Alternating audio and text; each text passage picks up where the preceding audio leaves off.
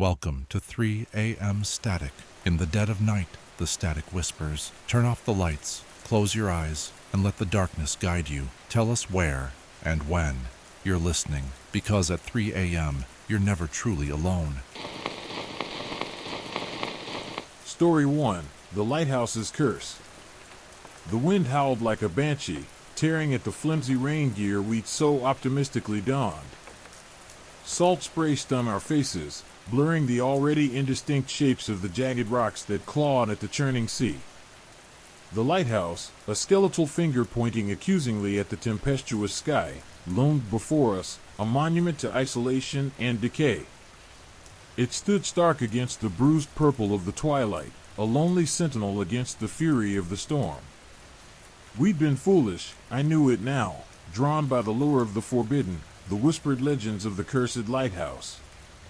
Liam, ever the thrill-seeker, had insisted, Maya, ever the historian, had researched its tragic past, and Ben, ever the skeptic, had reluctantly tagged along, his cynicism a flimsy shield against the growing unease. I, caught between their contrasting personalities, found myself swept along by a current of morbid curiosity I couldn't quite explain. Reaching the base of the lighthouse was an ordeal in itself. The path, barely discernible in the driving rain, was treacherous, a slippery labyrinth of jagged rocks and hidden pools. The wind threatened to rip us from our precarious footing, the waves crashing against the shore with a violence that filled us with primal fear. Each step was a battle against the elements, a test of endurance and courage. The lighthouse itself was even more desolate than we'd imagined. The iron stairs, rusted and groaning under our weight, led us upwards into the heart of the storm. Each upward step was a further immersion into a world of isolation and mystery, a descent into a darkness both physical and spiritual. The air inside was thick with the smell of salt, decay, and something else, something indefinably musty, like the breath of something ancient and malevolent. The rhythmic pulse of the foghorn, a mournful bellow echoing through the storm, added to the oppressive atmosphere. It was a sound both comforting and terrifying, a reminder of our isolation and the potential dangers lurking in the shadows. The rhythmic beat was hypnotic, its repetitive moan working on our minds and the storm, a constant presence threatening to pull us under. The interior of the lighthouse was a labyrinth of narrow, winding staircases and cramped rooms. The walls, once painted a cheerful white, were now peeling and disintegrating, revealing layers of flaking paint and water-stained plaster. Furniture, mostly broken or overturned, was scattered haphazardly about, testament to years of neglect and the ravages of time and storms. It was a scene of eerie desolation, yet strangely captivating. Maya, ever the intrepid historian, immediately began her exploration, carefully examining the faded maps and nautical charts still clinging to the walls. Liam, his usual boisterous energy subdued by the surroundings, remained close behind her, his camera constantly clicking as he tried to capture the oppressive atmosphere. Ben, armed with his ever-present flashlight, kept a vigilant watch, his skepticism slowly giving way to an uncomfortable sense of unease. I found myself drawn to the central chamber, where the massive lens of the lamp dominated the space. It was a colossal piece of machinery, a relic of a bygone era, its brass and glass gleaming dully in the dim light. A feeling of profound loneliness emanated from the area, an aura of isolation that settled deep within my bones. It was as if the very space held its breath, waiting for something or someone to break the silence. As we delved deeper into the labyrinthine structure of the lighthouse, the unsettling feeling deepened. We found scattered remnants of former inhabitants, a half-finished letter on a weathered table, a tattered photograph of a family huddled together, a child's toy caught beneath a layer of dust. Each discovered object added to the growing mystery, each artifact weaving a thread in the tapestry of a tragic tale untold. The storm outside intensified, the wind a relentless battering ram against the ancient structure. The lighthouse groaned and creaked, its timbers protesting under the strain. The rhythmic pulse of the foghorn seemed to deepen, its mournful bellow echoing the unease that was steadily tightening its grip on our hearts. Liam, ever the brave one, suggested venturing to the top of the lighthouse to get a better view of the storm. We ascended the remaining stairs, each step accompanied by a terrifying groan of protest from the aging structure. The higher we climbed, the stronger the wind became, whipping around us with ferocious intent, trying to sweep us off our feet. The view was breathtaking, a terrifying spectacle of the elements unleashed, yet the majesty of the storm did nothing to calm our growing sense of unease. At the top, the lantern room was a chaotic jumble of rusted metal and broken glass. The massive lens was cracked, the mechanism jammed, leaving the lamp shrouded in a terrifying stillness. Yet, even in the darkness, the lingering oppressive feeling remained.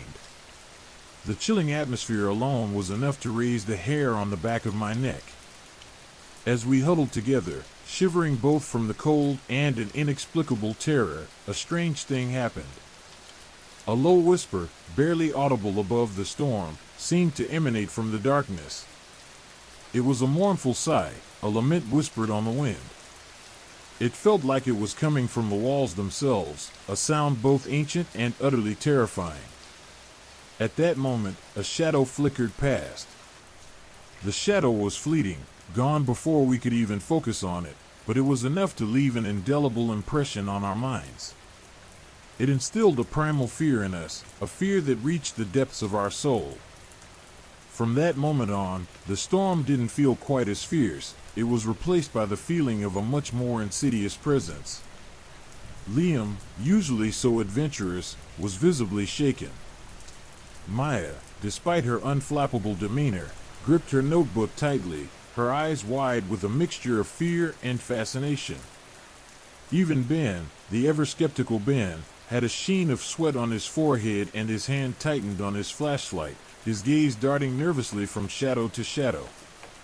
We descended, hurrying our pace despite the rickety stairs, the whispers and the shadows seeming to pursue us, their cold touch brushing against our backs. The lighthouse, once merely a weathered structure, was now a terrifying presence, its loneliness amplifying a terrifying malice. The foghorn's mournful bellow felt less like a warning and more like a dirge. Back on the shore, the storm continued its relentless assault, but we hardly noticed it anymore. The true horror wasn't the wind and the rain, it was the chilling silence that had fallen upon us, broken only by the occasional gasp of fear or an involuntary shudder. We escaped the lighthouse, but the lighthouse's curse, it seemed, had followed us out into the storm. We knew, as we stumbled back through the darkness towards what felt like a distant, and much safer, shore, that the night's adventure was far from over. The haunting whispers and fleeting shadows clung to us like an insidious miasma. The night had left us shaken, changed, branded by the chilling isolation and the impenetrable mystery of the lighthouse's dark history. We had seen more than we had bargained for, and the memory of it would linger long after the storm had subsided. The next morning dawned gray and sullen, mirroring the heavy weight in our hearts. The storm had passed, leaving behind a landscape washed clean, yet somehow more desolate than before. The lighthouse, now bathed in the pale light of the new day, stood defiant, its silhouette stark against the tranquil sea. But the tranquility was deceptive, the unsettling atmosphere persisted, clinging to us like a shroud. We returned to the lighthouse, the apprehension palpable amongst us. The initial fear of the storm had given way to a more insidious dread, a chilling premonition of what we might uncover. Maya, her historian's instincts sharpened by the night's events, took the lead, her methodical approach a counterpoint to our collective unease. Liam, his camera once again at the ready, documented every detail, his usually cheerful demeanor replaced by a grim determination. Ben, his skepticism finally eroded by the events of the previous night, trailed behind, his flashlight beam cutting through the gloom, a silent guardian against the unseen. I found myself driven by a morbid curiosity, a desperate need to understand the source of the creeping horror that had enveloped us. In the keeper's quarters, a small, cramped room overlooking the sea, we discovered a worn wooden chest tucked away in a shadowed corner. Inside, amongst yellowed papers and faded fabrics, we found a series of journals, bound in worn leather, their pages brittle with age. Maya carefully opened the first one, its pages filled with the spidery script of a man named Thomas Ashton. His entries began in a hopeful tone, detailing his excitement at his new posting, the beauty of the isolated location, his dreams for a peaceful life with his young family. The tone shifted subtly as the entries progressed. The isolation, once a welcome escape, began to weigh heavily on Ashton. His words became tinged with paranoia, punctuated by increasingly frantic descriptions of strange noises in the night, unsettling shadows flickering at the edges of his vision. He wrote of a growing sense of being watched, of a pervasive feeling of unease that permeated every corner of the lighthouse. The later entries became increasingly disturbing. Ashton described unsettling visions, vivid and terrifying, that haunted his sleep and bled into his waking hours. He wrote of whispers that seemed to emanate from the very stones of the lighthouse, of a chilling presence that stalked the corridors, a malevolent entity that whispered promises of power and destruction. His descriptions became increasingly fragmented, filled with incoherent ramblings and desperate pleas for help, a testament to a mind unraveling under the weight of unbearable terror. Interspersed among his journal entries were sketches, macabre drawings of twisted figures and grotesque landscapes, rendered in charcoal, their darkness mirroring the descent into madness reflected in his writing. They depicted scenes of unimaginable horror, shadowy creatures emerging from the sea, monstrous entities lurking in the darkness, their forms both human and inhuman. The sketches felt less like artistic expressions and more like visual manifestations of his tormented mind. In another journal, we discovered a series of entries written by Ashton's wife, Eleanor. Her words revealed a different perspective, a harrowing account of the emotional toll the isolation took on her family. She described the growing distance between herself and her husband, his increasing withdrawal into himself, his unsettling behavior, his descent into a dark and terrifying abyss. She wrote of her fear for their children, their growing vulnerability in the face of their father's unraveling mental state. Her entries grew shorter, more frantic, as if the chilling presence that haunted her husband began to encroach on her as well.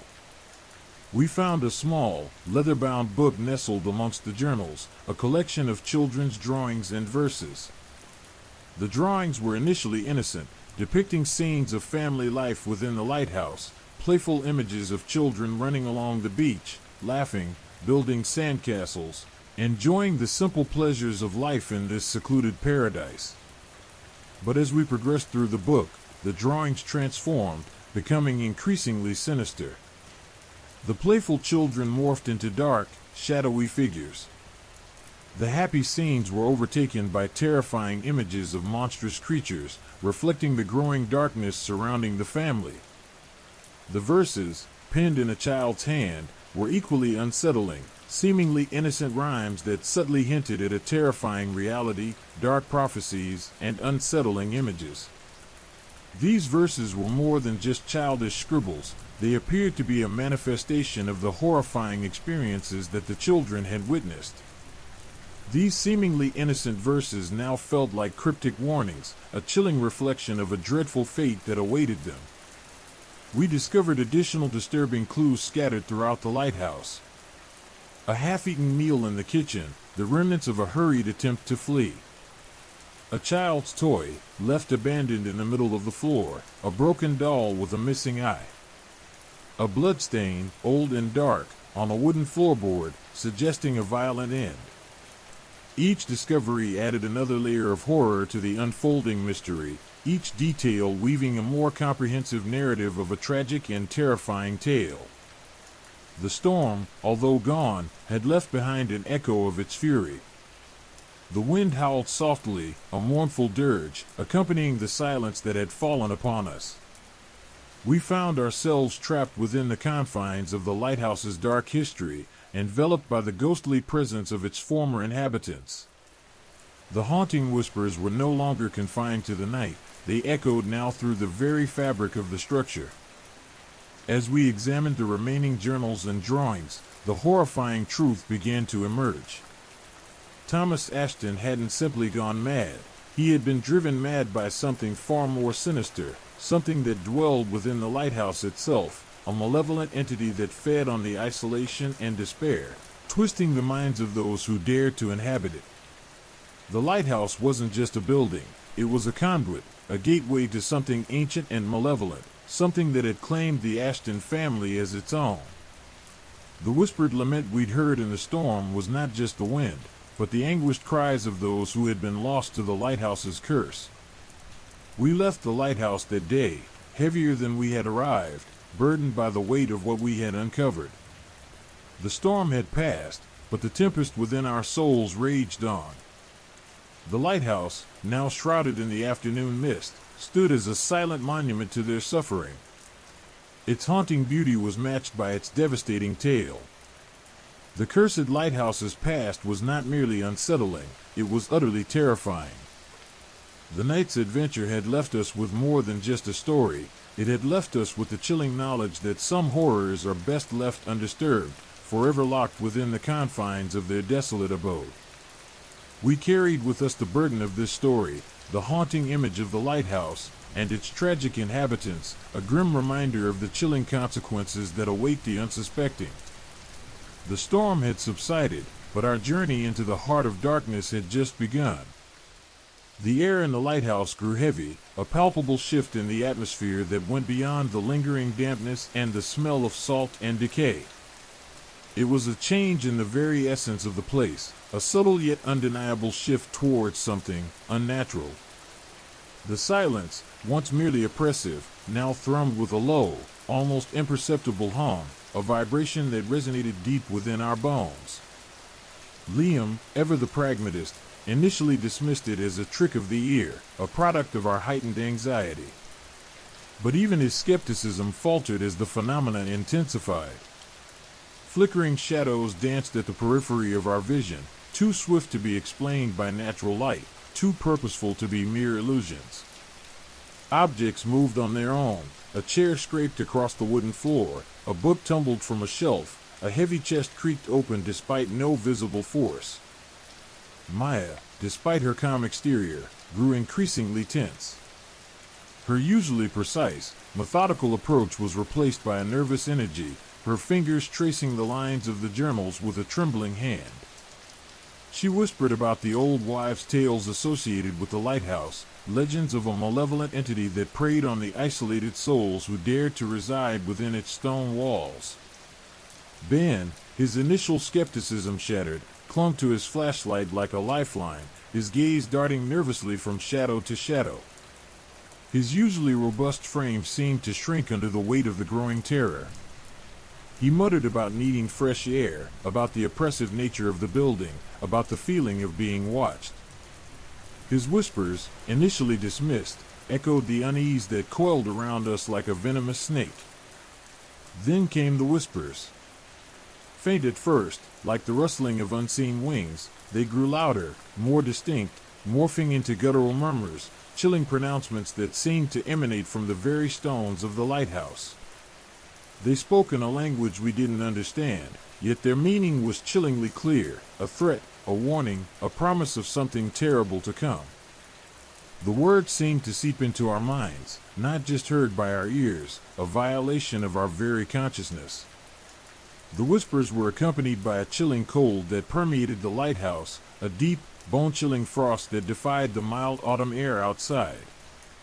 Our breath plumed in visible clouds, a stark contrast to the oppressive heat that had clung to us during the night's initial exploration. The temperature fluctuated erratically, rising and falling within a matter of moments, a mocking display of supernatural power. The walls seemed to breathe, their ancient stones expanding and contracting in a slow, rhythmic pulse.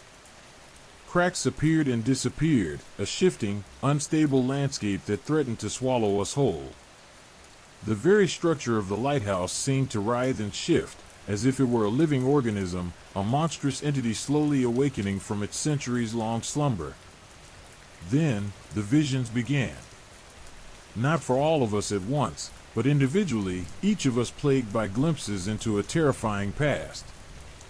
Liam saw fleeting images of the Ashton family, their faces twisted in agony, their eyes wide with a terror that resonated across the decades. Ben witnessed a shadowy figure lurking in the corners of his vision, its form shifting and unstable, its presence both sinister and alluring. Maya experienced a vision of a raging storm, far more violent than the one we had weathered, a tempest of such intensity that it seemed to rip the lighthouse apart. I saw the children, their laughter replaced by desperate cries, their faces dissolving into the darkness. These visions were not simply fleeting images, they were intensely real, visceral experiences that left us shaken and breathless. The lines between reality and hallucination blurred, our senses overwhelmed by the relentless onslaught of supernatural phenomena. We were not merely witnessing the curse of the lighthouse, we were becoming a part of it. The climax came during the late afternoon, as the sun began its descent. A cacophony of sounds filled the lighthouse, the whispers escalated into a chorus of screams, the shadows coalesced into monstrous shapes, and the walls pulsed with a violent energy. The temperature plummeted, the air thick with an icy wind that whipped through the rooms, extinguishing our lights. We were plunged into complete darkness, surrounded by an oppressive silence broken only by the rhythmic pounding of our hearts. Then, a cold, wet hand grasped my arm. I screamed, flailing in terror, but the hand tightened its grip. It was impossibly strong, inhuman. A chilling breath brushed against my ear, whispering a name, Thomas.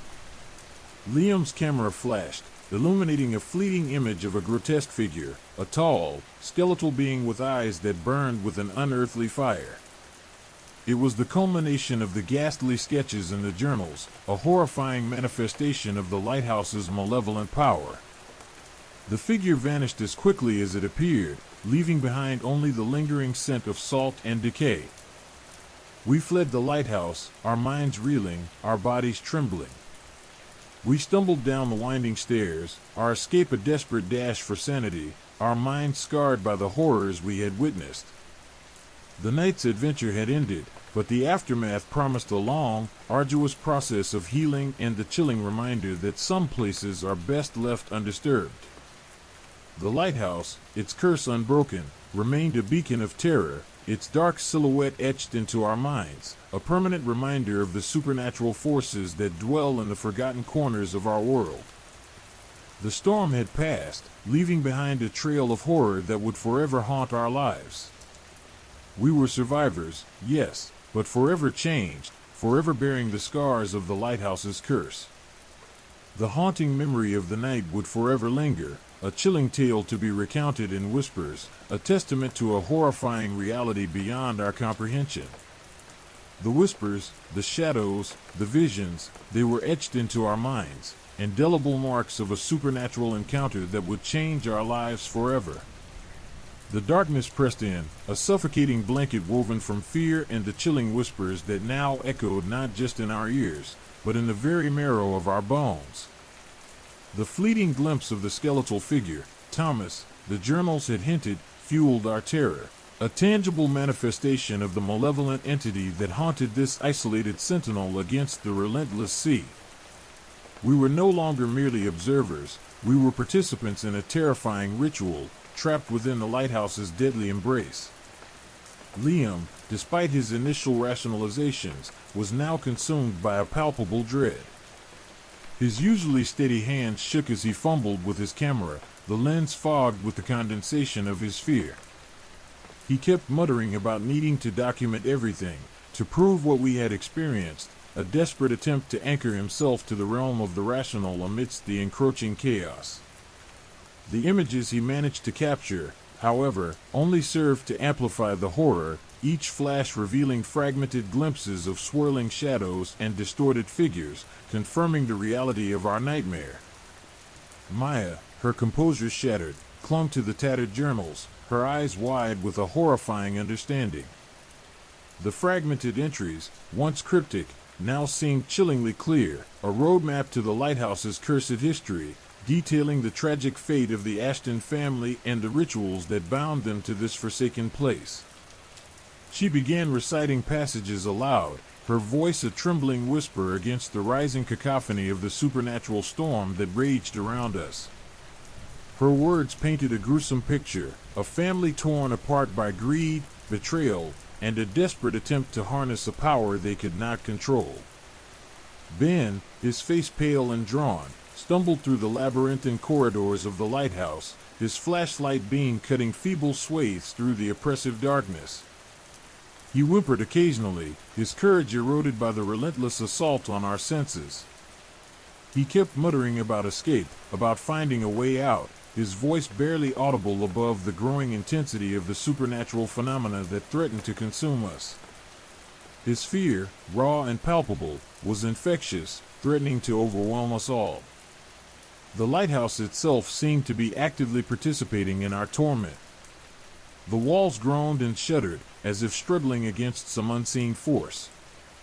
The floor beneath our feet vibrated with an unnatural energy, and the air thrummed with a low, guttural hum that resonated deep within our chests, mimicking the beating of a monstrous heart. The temperature plummeted to a level that defied reason, a biting cold that seeped into our bones, despite the relative warmth of the late autumn air outside. Then the attacks began. First, it was subtle, a disembodied hand brushing against our arms, a cold breath on our necks, a chilling whisper just out of earshot. But the attacks escalated, becoming more frequent, more violent. Objects hurled themselves across the rooms, shadows lunged at us, and icy blasts of air slammed against us, knocking us off our feet. The sounds intensified, screams, growls, the shattering of glass, and the unsettling creak of the lighthouse's ancient timbers. We fought back, driven by sheer adrenaline and terror. Liam used his camera flash as a makeshift weapon, momentarily blinding the shadowy figures that stalked us. Maya used her knowledge of the lighthouse's history, attempting to decipher the ancient runes etched into the walls, seeking some means to break the curse. Ben, despite his fear, managed to find a heavy iron poker, wielding it clumsily but fiercely against the unseen assailants. And I fought back with every ounce of primal fear and instinct. The battle raged for what seemed like an eternity, a desperate struggle for survival against overwhelming odds. We were battered, bruised, and exhausted, our bodies aching, our minds reeling from the constant assault on our senses. Yet, we fought on, driven by a fierce will to survive, to escape the clutches of this malevolent entity and the curse it held over this forsaken place. The air crackled with supernatural energy, the very fabric of reality seeming to fray at the edges. We stumbled upon a hidden chamber, a small, secluded space tucked away behind a loose section of wall. Inside, we found an ancient altar, etched with the same unsettling runes that adorned the lighthouse's walls. Maya recognized the symbols as a form of ancient incantation, a ritual designed to bind the entity to the lighthouse. The incantation, she realized, was incomplete, broken midway through a devastating event. Following Maya's lead, we worked desperately to reconstruct the incomplete incantation, using the fragmented knowledge we had gathered from the journals and our experiences. It was a race against time, against the relentless supernatural forces that were closing in on us. As we worked, the attacks intensified, the unseen entities growing more forceful, more aggressive. As Maya completed the final rune, a blinding light erupted from the altar, illuminating the chamber with a radiant glow. The whisper ceased, the shadows retreated, and the chilling cold vanished, replaced by a wave of warmth that soothed our battered bodies and eased our tormented minds. The entity's hold on the lighthouse began to weaken. The attack ceased. In the eerie silence that followed, we knew we had won, but at a cost. The experience had left us forever changed, haunted by the horrors we had witnessed. As we stumbled out of the lighthouse, we left behind a place that was forever marked by tragedy and the lingering shadows of a curse we had finally broken. The storm within the lighthouse had passed, leaving behind a ravaged landscape, but we were survivors, forever bound by the shared trauma of a night that would haunt our dreams. The sun rose over a calmer sea, but the memories remained, indelible proof of a horrifying encounter with a darkness that dwelled just beyond the veil of reality. The curse was broken, but the scars remained. The altar pulsed with an ethereal light, a celestial beacon in the suffocating darkness.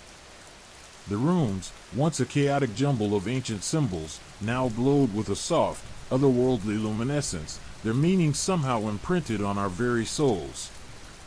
The air crackled with energy, the silence heavy with unspoken dread, a stark contrast to the cacophony of supernatural terror that had preceded it. We stood there, breathless, exhausted, our bodies trembling with a combination of relief and lingering fear. Maya, her face pale but resolute, reached out a trembling hand to touch the altar.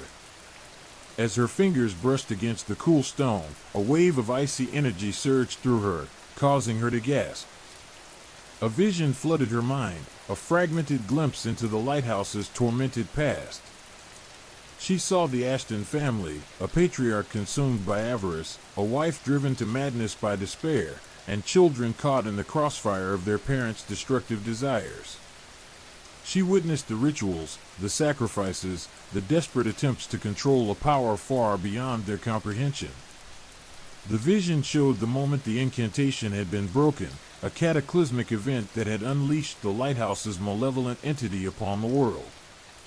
A storm of unimaginable fury, a raging tempest of supernatural energy, had torn through the lighthouse, shattering the altar and leaving the incantation incomplete, forever binding the malevolent entity to this isolated sentinel.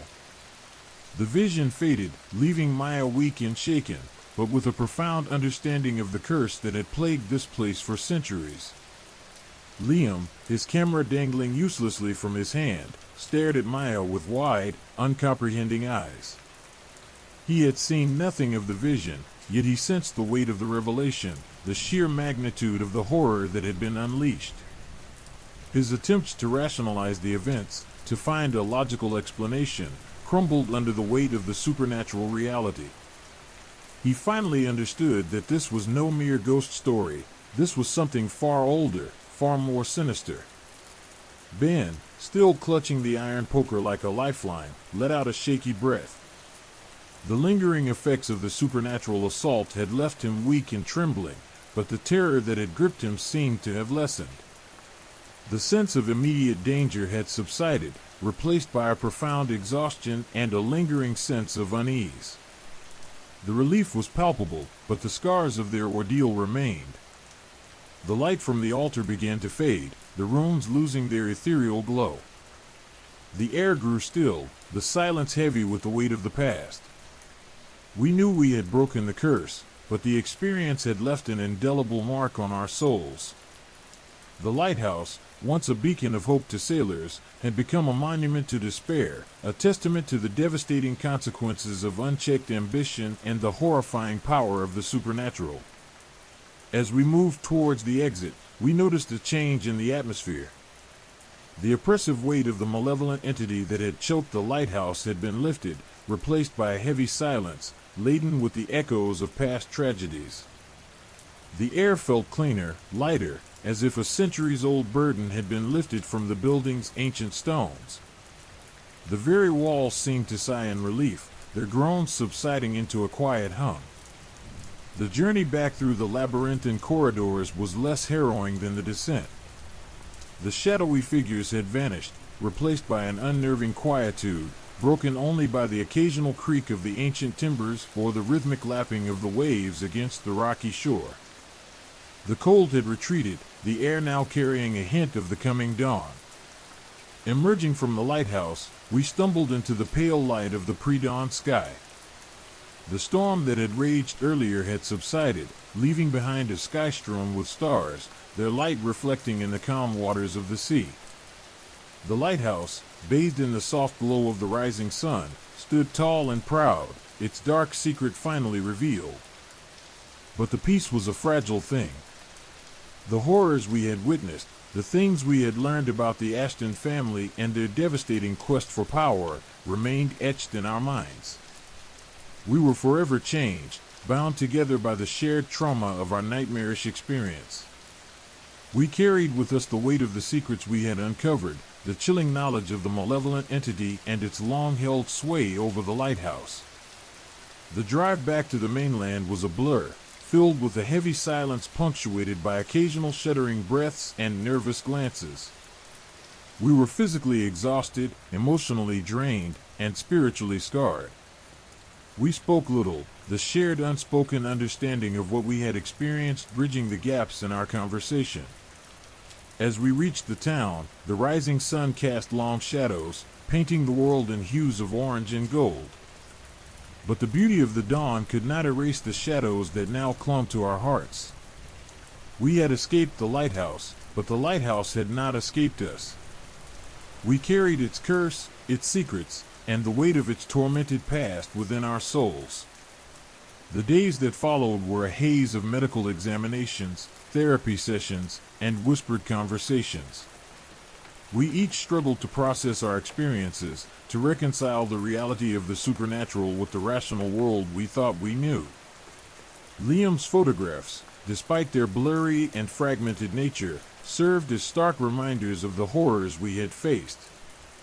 Maya continued to study the fragments of the journals, hoping to uncover more clues about the Ashton family and the true nature of the malevolent entity that had held the lighthouse captive for so long. Ben retreated into himself, haunted by the lingering fear that clung to him like a second skin. The lighthouse remained, a silent sentinel against the relentless sea, a testament to the horrors that lurked just beyond the veil of reality. The curse was broken, but the scars remained. The world continued as before, oblivious to the darkness that had been unleashed and quelled within its ancient stones. Yet, for us, the world had forever changed. We were haunted not just by memories, but by the tangible presence of the supernatural, the knowledge that darkness could not only exist, but thrive, in places we thought we understood. The silence held a deeper, more sinister resonance, and the whisper of the sea could never again be mistaken for mere waves against the shore. It was a constant reminder of our shared ordeal, of the secrets we carried, and the lingering fear that the curse, though broken, might somehow find a way to return. The light of the sun, for us, could no longer completely erase the shadows of the lighthouse's dark secret. Story 2: The Cemetery Secret. The biting wind whipped across the desolate expanse of the ancient burial ground, carrying with it the scent of damp earth and decaying leaves. Twisted, gnarled trees clawed at the bruised sky, their branches like skeletal fingers reaching out to grasp at the souls of the living. The air hung heavy with an oppressive silence, broken only by the mournful sigh of the wind and the distant caw of a lone crow. This wasn't just a cemetery, it was a forgotten kingdom of the dead, a place where the veil between worlds seemed impossibly thin. My boots crunched on the frost-covered ground, each step a violation of the sacred, or perhaps accursed, space. Rows upon rows of withered headstones, their inscriptions eroded by time and the elements, stood like silent sentinels guarding their secrets. Many were nameless, their identities lost to the relentless march of time, their stories swallowed by the earth. Others bore names etched in a forgotten language, hinting at rituals and beliefs long since consigned to the dustbin of history. The very stones seemed to whisper tales of forgotten lives, of tragic deaths, and of the enduring power of the supernatural. I, Elias Thorne, paranormal investigator, had come seeking answers whispered in the wind, etched in the crumbling stone, and buried deep within the soil. My research had led me here, to this ancient burial ground, a place steeped in legends of dark rituals, vengeful spirits, and unspeakable horrors. The locals spoke of it in hushed tones, avoiding its desolate path like the plague, their fear palpable and justified. Even the bravest souls wouldn't dare to venture here after sunset, a testament to the potent malevolence this place held within its boundaries. The first headstone I stopped at bore a single, chilling symbol, a serpent devouring its own tail, and Ouroboros etched in a style that spoke of ages long past, a symbol associated with the cyclical nature of life and death, but in this context, a chilling emblem of unending torment. The stone itself seemed to pulse with a faint, unnatural energy, a subtle vibration that resonated deep within my bones. Further into the burial ground, I stumbled upon a section where the headstones were arranged in an unsettling pattern, a cryptic arrangement that defied any logical explanation. The stones themselves were larger, more imposing, and crafted from a dark, almost obsidian-like stone, unlike the other weathered and crumbling ones. Runes, similar to those I had encountered in the lighthouse, adorned many of them, adding an ominous layer to the atmosphere. The energy here was intensely palpable, a chaotic swirl of dark energy that sent shivers down my spine. As I moved deeper, the atmosphere intensified, becoming almost suffocating. The trees seemed to press closer, their branches intertwining like grasping claws. The wind whispered secrets in my ear, voices that sounded both ancient and strangely familiar. I felt a presence, a watchful entity monitoring my every movement, a constant, chilling reminder that I was not alone in this forgotten place. I pulled out my EMF reader, a tool that measures electromagnetic fields, often associated with supernatural activity. The needle swung wildly, spiking off the chart, a clear indication of high energy levels. The air crackled with an unnatural energy, a tangible manifestation of the potent supernatural forces at play. I located what appeared to be the center of the burial ground, a small, almost hidden clearing. At its heart stood a single, enormous stone, much larger and older than any I had seen before. It was covered in intricate carvings, a complex tapestry of symbols that seemed to shift and writhe before my eyes, an illusion, or perhaps more. The energy emanating from this stone was overwhelming, a torrent of raw power that threatened to overwhelm my senses. As I approached, a cold wind swept through the clearing, swirling around me like a malevolent spirit. The ground beneath my feet vibrated with an intense energy, echoing through my bones. I felt a powerful, oppressive presence, ancient and utterly terrifying. It was a presence that felt both malevolent and deeply mournful, a mixture of raw aggression and untold sorrow. The sensation was so intense it nearly overwhelmed me. I had to fight back the instinct to flee, my determination to uncover the truth keeping me rooted to the spot. I carefully examined the carvings on the central stone. They were far more complex and intricate than any I'd ever encountered. Some seemed to depict scenes of ancient rituals, others showed grotesque figures that seemed both human and monstrous. The runes woven into the carvings were unmistakably similar to those found on the obsidian-like headstones, hinting at a common origin, a unifying ritualistic purpose. As I traced my fingers across the cool stone, a vision flooded my mind. It was fragmented, fleeting, yet profoundly disturbing. I saw glimpses of sacrificial rites, of blood flowing freely, of human figures offering themselves to a power far beyond their comprehension. I saw dark entities, shapeless and terrifying, feeding upon the life force of their victims. The vision was so visceral, so overwhelmingly horrific, that I stumbled back, gasping for breath. The vision ended as abruptly as it began, leaving me weak and trembling. The images burned into my mind, a haunting reminder of the terrible secrets buried within this ancient burial ground. I understood the nature of the place, the origin of the malevolence that permeated every inch of this haunted ground. This wasn't just a burial ground, it was a nexus of dark energy, a place where ancient evils had been unleashed and allowed to fester for millennia. The sheer power of the supernatural energy was overwhelming, echoing with millennia of suffering and sacrifice. My EMF reader registered readings that went far beyond the limits of its scale. The air thrummed with a malevolent energy that was practically palpable. I felt a primal fear, a deep-seated dread that ran far deeper than simple apprehension. This wasn't a mere haunting, it was an ancient, potent evil that had been unleashed upon the world. As darkness began to encroach, I knew it was time to leave. I couldn't stay here any longer. The power in the clearing was growing stronger, more intense. I felt a growing sense of urgency, a warning that I couldn't ignore. This place was dangerous, beyond anything I could have ever imagined, and I needed to get out before it consumed me. My retreat was hasty and fueled by a potent mixture of fear and adrenaline. The trees seemed to reach for me, the wind howled like a banshee, and the whispers intensified. I fought my way through the darkness, my eyes fixed on the distant road, praying that I could escape this cursed place.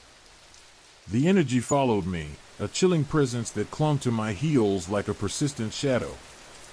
I finally broke free from the oppressive grip of the burial ground. I stumbled onto the road, gasping for breath, my heart pounding wildly against my ribs. I looked back one last time. The ancient burial ground stood there, silent and menacing, a monument to a darkness that extended beyond my comprehension. It felt as if a dark and watchful I followed my departure. I knew I had barely scratched the surface of its secrets, but I also knew I couldn't return. Some mysteries are best left undisturbed, some horrors are best left buried. The ancient burial ground, with its terrifying secrets, would remain a testament to the darkness that lurks just beneath the surface of our world. My experience would leave an indelible mark on my soul, a constant reminder of the power and dread that slumber in the forgotten corners of our world. The chilling echoes of the ancient burial ground secrets, I knew, would follow me long after I left its confines. The wind, now a howling banshee, whipped around me as I stumbled out of the cemetery's oppressive embrace. My boots, heavy with mud and the chilling weight of what I'd witnessed, carried me away from the nexus of dark energy. But the images, the sensations, clung to me like the damp chill of the night. The fragmented visions of the ritual, the grotesque figures, the sheer malevolence radiating from the central stone, it all played on a loop in my mind, a macabre film reel replaying the horrors of a forgotten past. My EMF reader, still buzzing faintly, registered a slowly decreasing energy level as I put distance between myself and that cursed clearing. But even miles away, a subtle tremor of unease lingered, a constant hum in the back of my mind. It was as if a part of that darkness had latched onto me, a parasitic entity feeding on my fear. Back at my motel room, the flickering neon sign outside casting long, distorted shadows, I spread my notes and sketches across the small desk. The runes, the Ouroboros symbol, the unsettling arrangement of the headstones, I needed to find a connection, a pattern that would unlock the secrets of this ancient burial ground.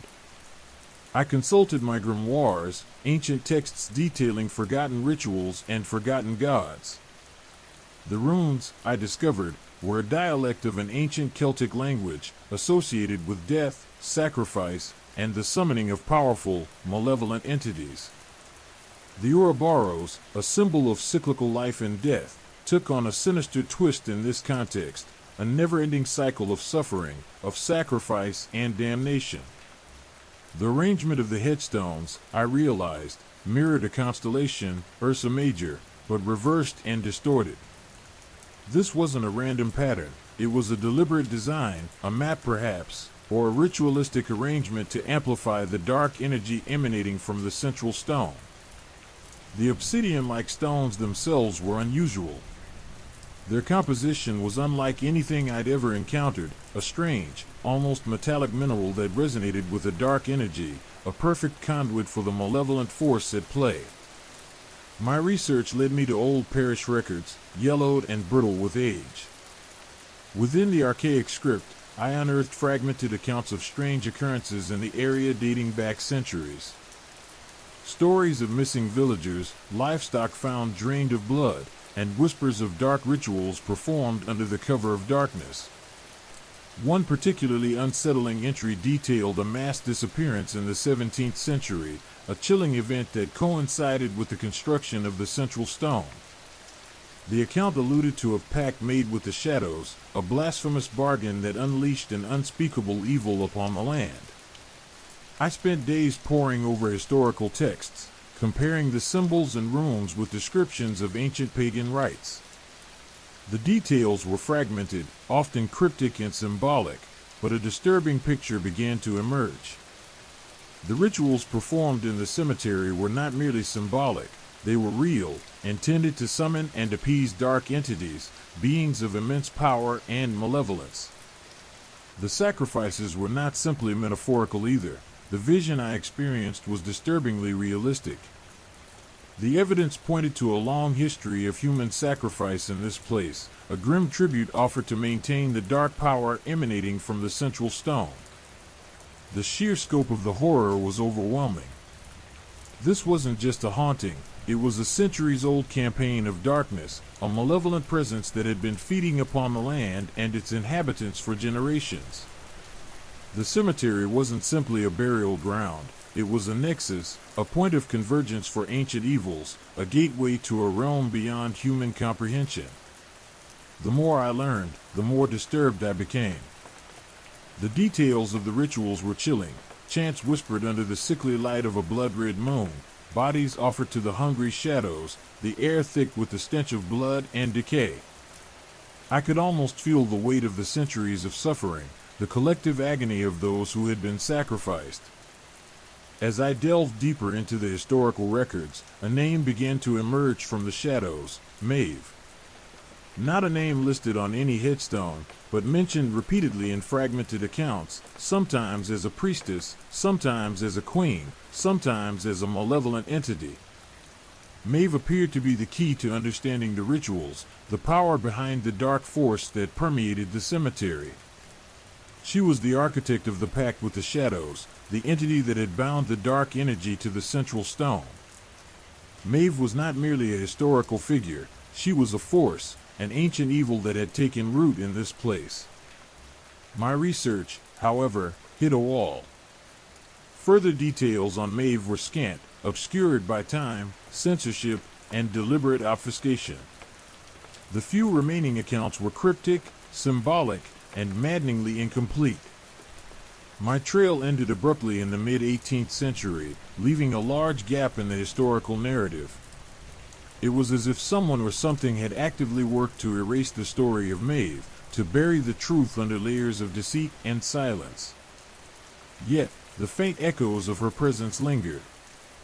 The malevolence felt in the cemetery resonated with the same chilling power, a potent, ancient energy that could not be ignored.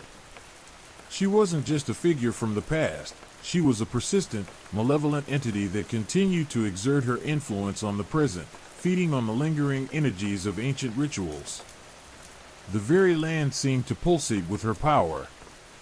I realized then that I wasn't just dealing with a haunted location, I was confronting a living, breathing evil, an ancient force that had anchored itself to this world through generations of sacrifice and dark rituals. The cemetery was not just a burial ground, it was a prison, a cage built to contain an entity of terrifying power, but a cage that seemed to be weakening with each passing century. The revelation was both terrifying and exhilarating. I had unraveled a dark secret, a truth that had remained hidden for centuries. But uncovering this secret had come at a cost. I knew that I couldn't simply walk away. The energy I felt, the lingering power of Maeve, demanded further investigation. The darkness had a hold on this place, and perhaps even on me. The silence of the cemetery whispered warnings, but the call of the unsolved mystery resonated louder. My journey was far from over.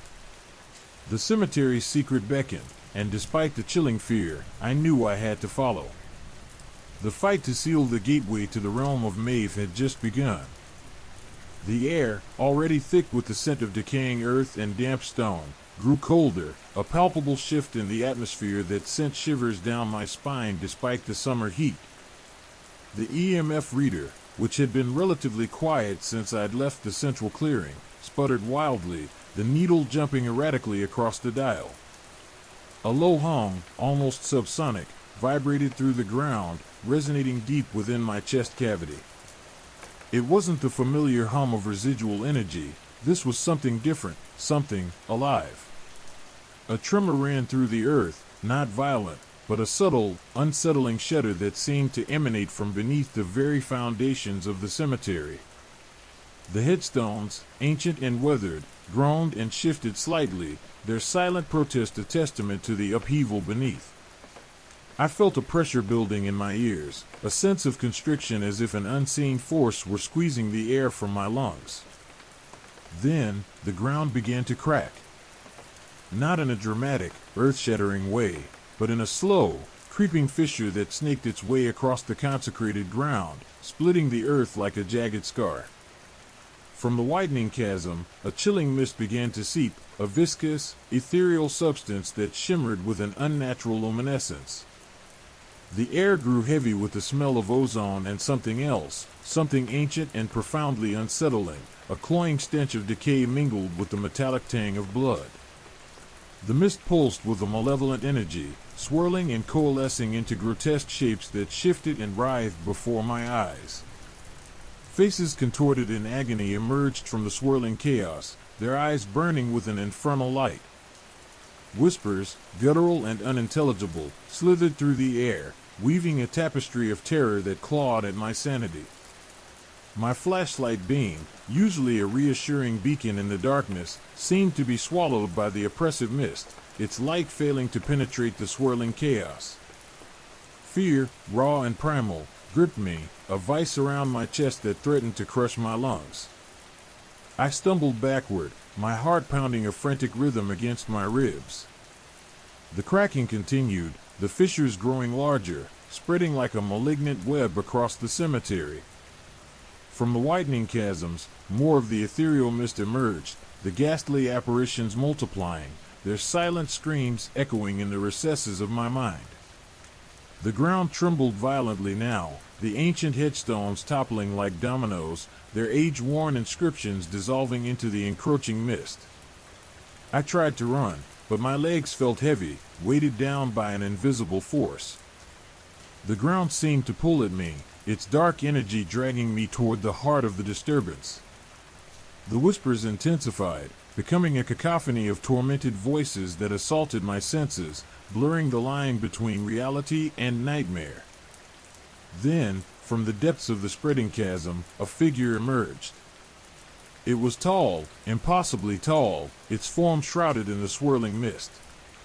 Only glimpses were visible, skeletal fingers tipped with elongated claws, eyes that burned with a cold, malevolent fire, and a gaping maw that seemed to swallow the light. The entity was immense, radiating an aura of such profound darkness that it seemed to warp the very fabric of reality. Its voice, when it finally spoke, was a sonic boom that reverberated through my very being, a sound that defied description. It was a symphony of agony and rage, a guttural roar that shook the very foundations of the earth. The language was alien, yet its meaning was clear. Anger, vengeance, destruction. The ground around me erupted in a frenzy of chaotic energy. The headstones exploded, the earth heaving and cracking, the ancient cemetery torn apart by a force beyond comprehension. The apparitions, now more tangible, more menacing, closed in, their icy grasp seeking to ensnare me. The touch was like burning ice, searing my flesh with an agony that transcended physical pain. I fought back, driven by a primal instinct to survive. I brandished my EMF reader, its small light a feeble defense against the encroaching darkness, but it offered little solace. The energy levels were off the charts, the needle spinning wildly, the device itself vibrating violently in my trembling hand. The entity, the monstrous figure from the chasm, loomed closer, its presence suffocating, its malevolence palpable. Its gaze pierced through me, stripping away my defenses, exposing my deepest fears. I felt my will crumbling, my spirit succumbing to the overwhelming darkness.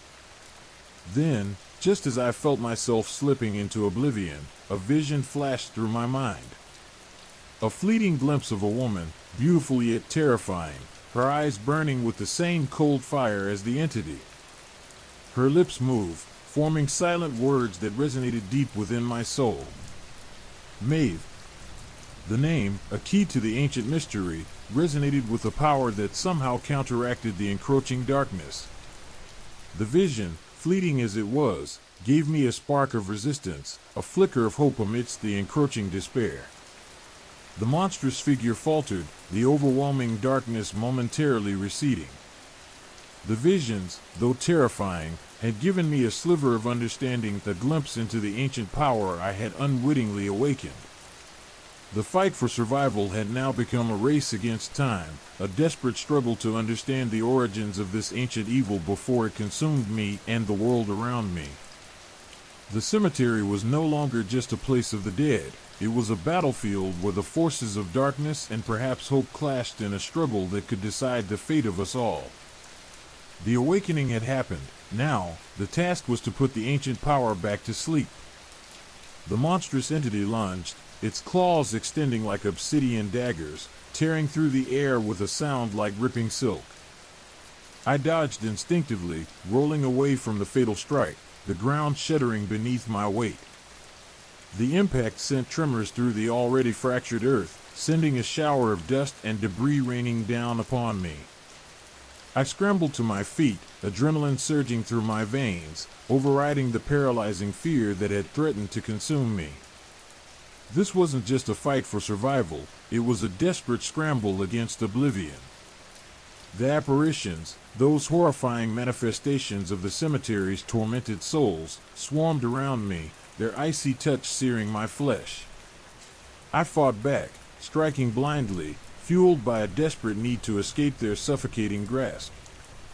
My EMF reader, though useless against the sheer force of the entity's power, became a crude weapon, its metal casing a makeshift club against the spectral beings. Each blow sent a shockwave through my arms, the energy buzzing intensely, but the apparitions seemed barely phased. They were relentless, their ethereal forms flickering and reforming, an endless tide of malevolent energy. The entity, towering above the chaos, unleashed a torrent of dark energy, a wave of pure malevolence that washed over me, attempting to crush my spirit and obliterate my will. The air crackled with power, the very ground trembling violently. I braced myself, gritting my teeth, resisting with every fiber of my being. The name, Maeve, echoed in my mind, a lifeline in the swirling vortex of terror. It provided a focus, a point of resistance against the overwhelming darkness. I remembered the fleeting vision, the woman's haunting eyes, the silent plea hidden within her gaze.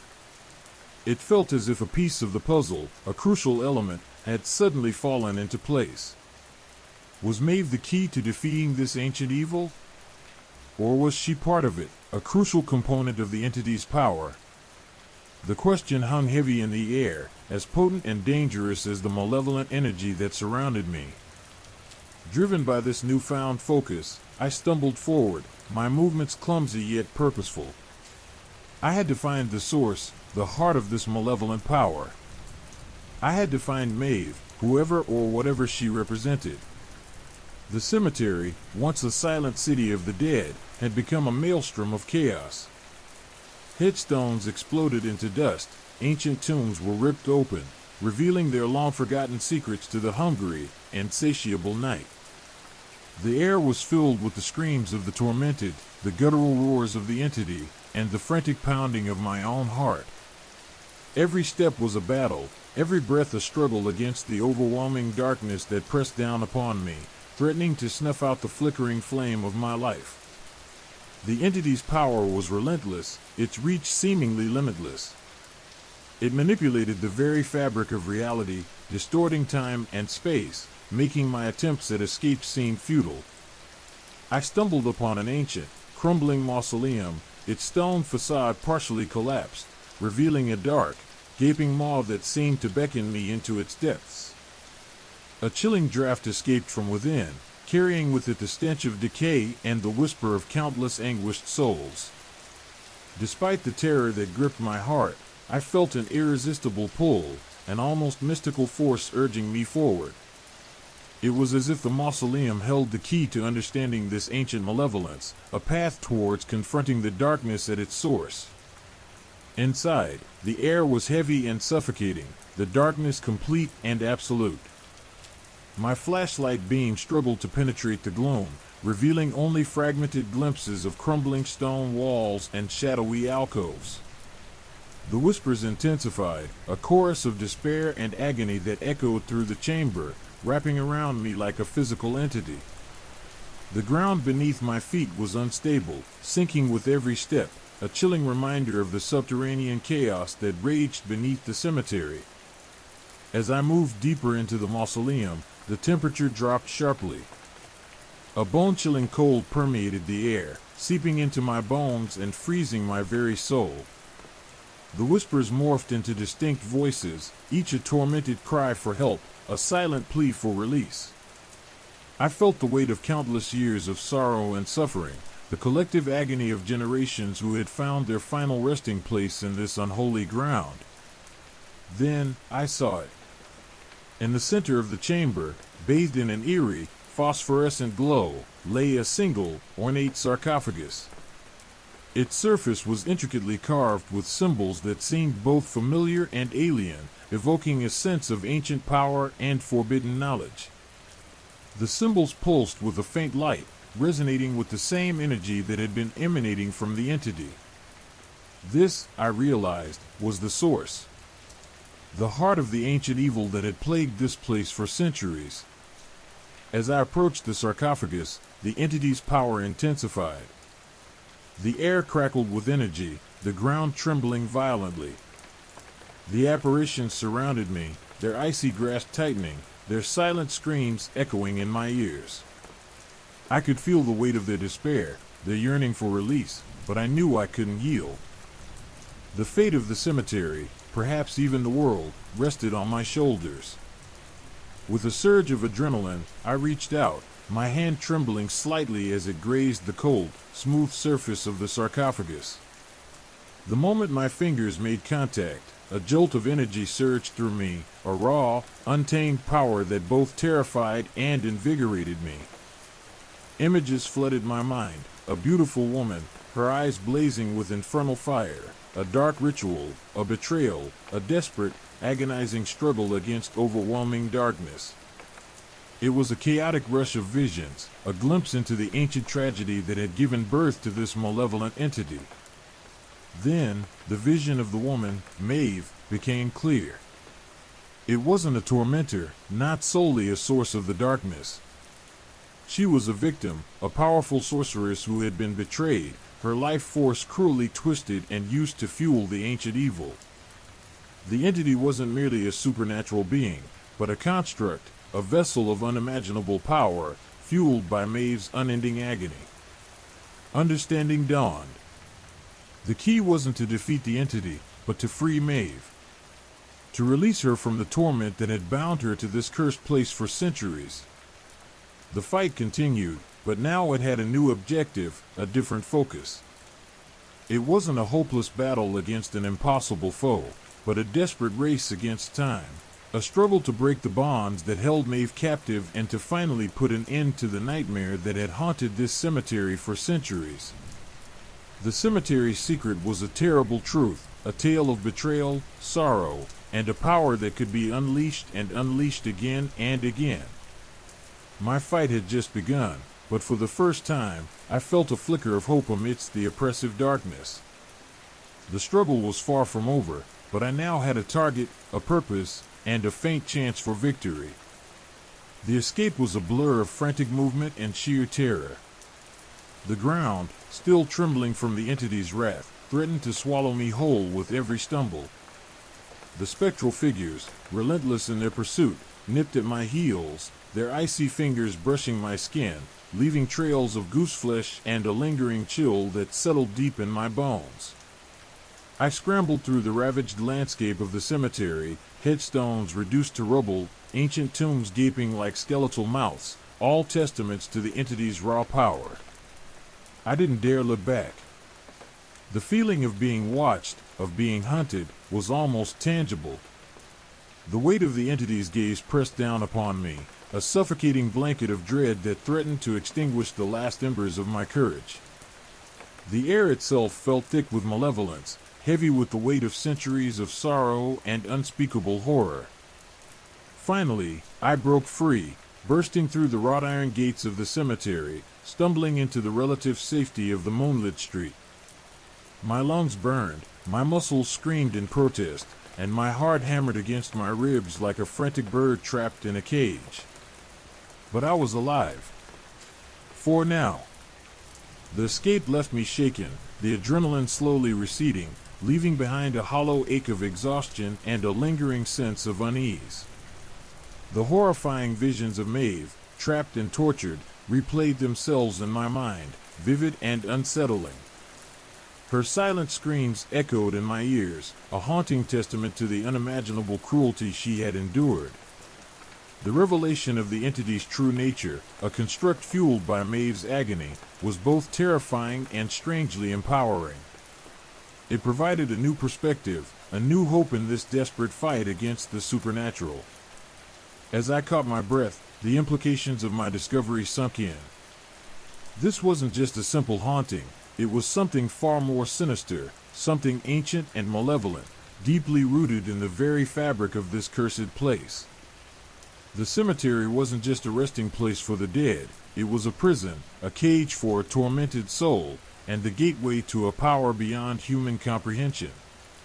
And I, by some twist of fate, had become entangled in its horrifying web. The question of how to free Maeve haunted me. The visions had offered glimpses, fragments of a dark ritual, a betrayal shrouded in shadows. I needed more information, more pieces of this puzzle.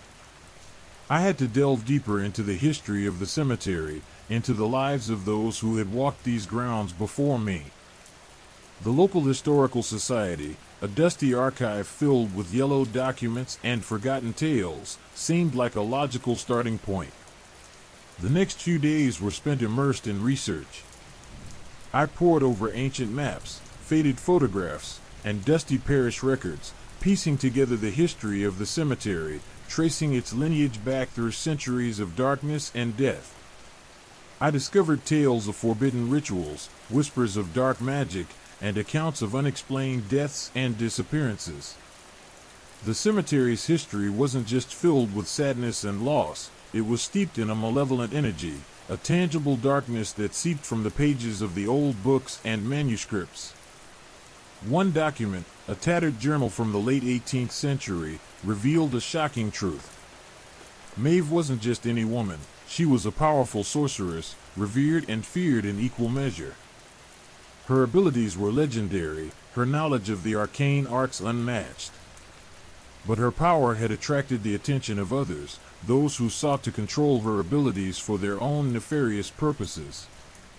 The journal detailed a dark conspiracy, a betrayal by those closest to her, a ritual gone horribly wrong. The ritual, described in chilling detail, involved a sacrifice, a binding, a transference of power. Maeve, betrayed and weakened, had been trapped within the sarcophagus, her life force twisted and used to fuel the malevolent entity.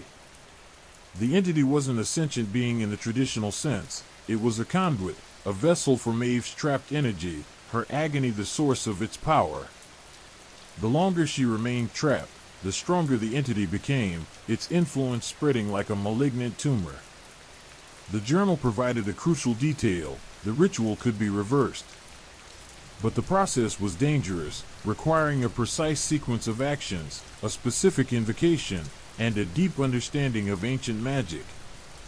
The slightest mistake could result in catastrophic consequences. The success of the ritual depended on a delicate balance of power, a precise manipulation of Maeve's trapped energy. The realization that I was not just fighting a supernatural entity but trying to undo a centuries-old curse added a whole new layer of complexity to my quest. I was no longer just an investigator, I was a key player in a millennia-old struggle between light and darkness. The weight of this responsibility was immense, the stakes impossibly high. My investigation led me to an old, abandoned church on the outskirts of town. It had once been a place of worship, but now stood as a crumbling ruin, its stained glass windows shattered, its walls scarred by time and neglect. This was the location of the ritual, the place where Maeve had been betrayed. The church was filled with a palpable sense of unease, a chilling silence that spoke volumes about the atrocities committed within its walls. The air was heavy with the stench of decay and the whisper of countless tormented souls. The darkness was oppressive, a suffocating blanket that pressed down on me, threatening to crush my spirit. But within this gloom, I found what I was looking for, a hidden chamber, concealed beneath the altar. Inside, I discovered a collection of ancient artifacts, remnants of the ritual, tools of dark magic, symbols of forbidden knowledge. Among them, I found a weathered grimoire, a book of spells, containing the incantation needed to reverse the ritual. The grimoire was written in a language long forgotten, its pages filled with cryptic symbols and chilling illustrations. The incantation itself was a complex sequence of words and gestures, a delicate dance between life and death. But with each word I deciphered, with each symbol I understood, the ancient power thrummed beneath my fingertips. As I stood in that dimly lit, forgotten chamber, surrounded by the tools of dark magic, I felt a sense of foreboding, a chilling awareness of the power I was about to unleash. This wasn't a game, this was a battle for Maeve's soul, for the fate of the cemetery, perhaps even for the balance of the world itself. The ending of my quest was near, but what I didn't know was whether it would bring freedom or annihilation. The air crackled with anticipation, the ancient stones seemed to hold their breath. The final confrontation loomed. And I, armed with the knowledge of the cemetery's horrific secret, was ready. Or at least, I hoped I was. Story 3, The Haunted Hotel. The biting wind whipped around me as I pulled my threadbare coat tighter, the collar scratching at my neck. Before me loomed the Blackwood Manor, a skeletal silhouette against the bruised twilight sky. Its once grand facade was now a patchwork of crumbling stone and decaying wood, the windows like vacant eyes staring out into the desolate landscape. A sense of foreboding, thick and suffocating, settled over me, a palpable weight that pressed down on my chest. This was it, the final piece of the puzzle, the location whispered about in hushed tones by locals, the Blackwood Manor, a hotel with a reputation as dark and chilling as the surrounding woods.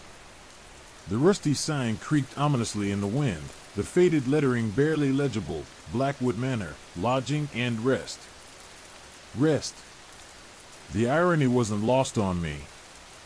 Rest was the last thing I expected to find within these decaying walls. The air hung heavy with the scent of damp earth and decaying leaves, a perfume of death and decay that clung to my clothes like a shroud.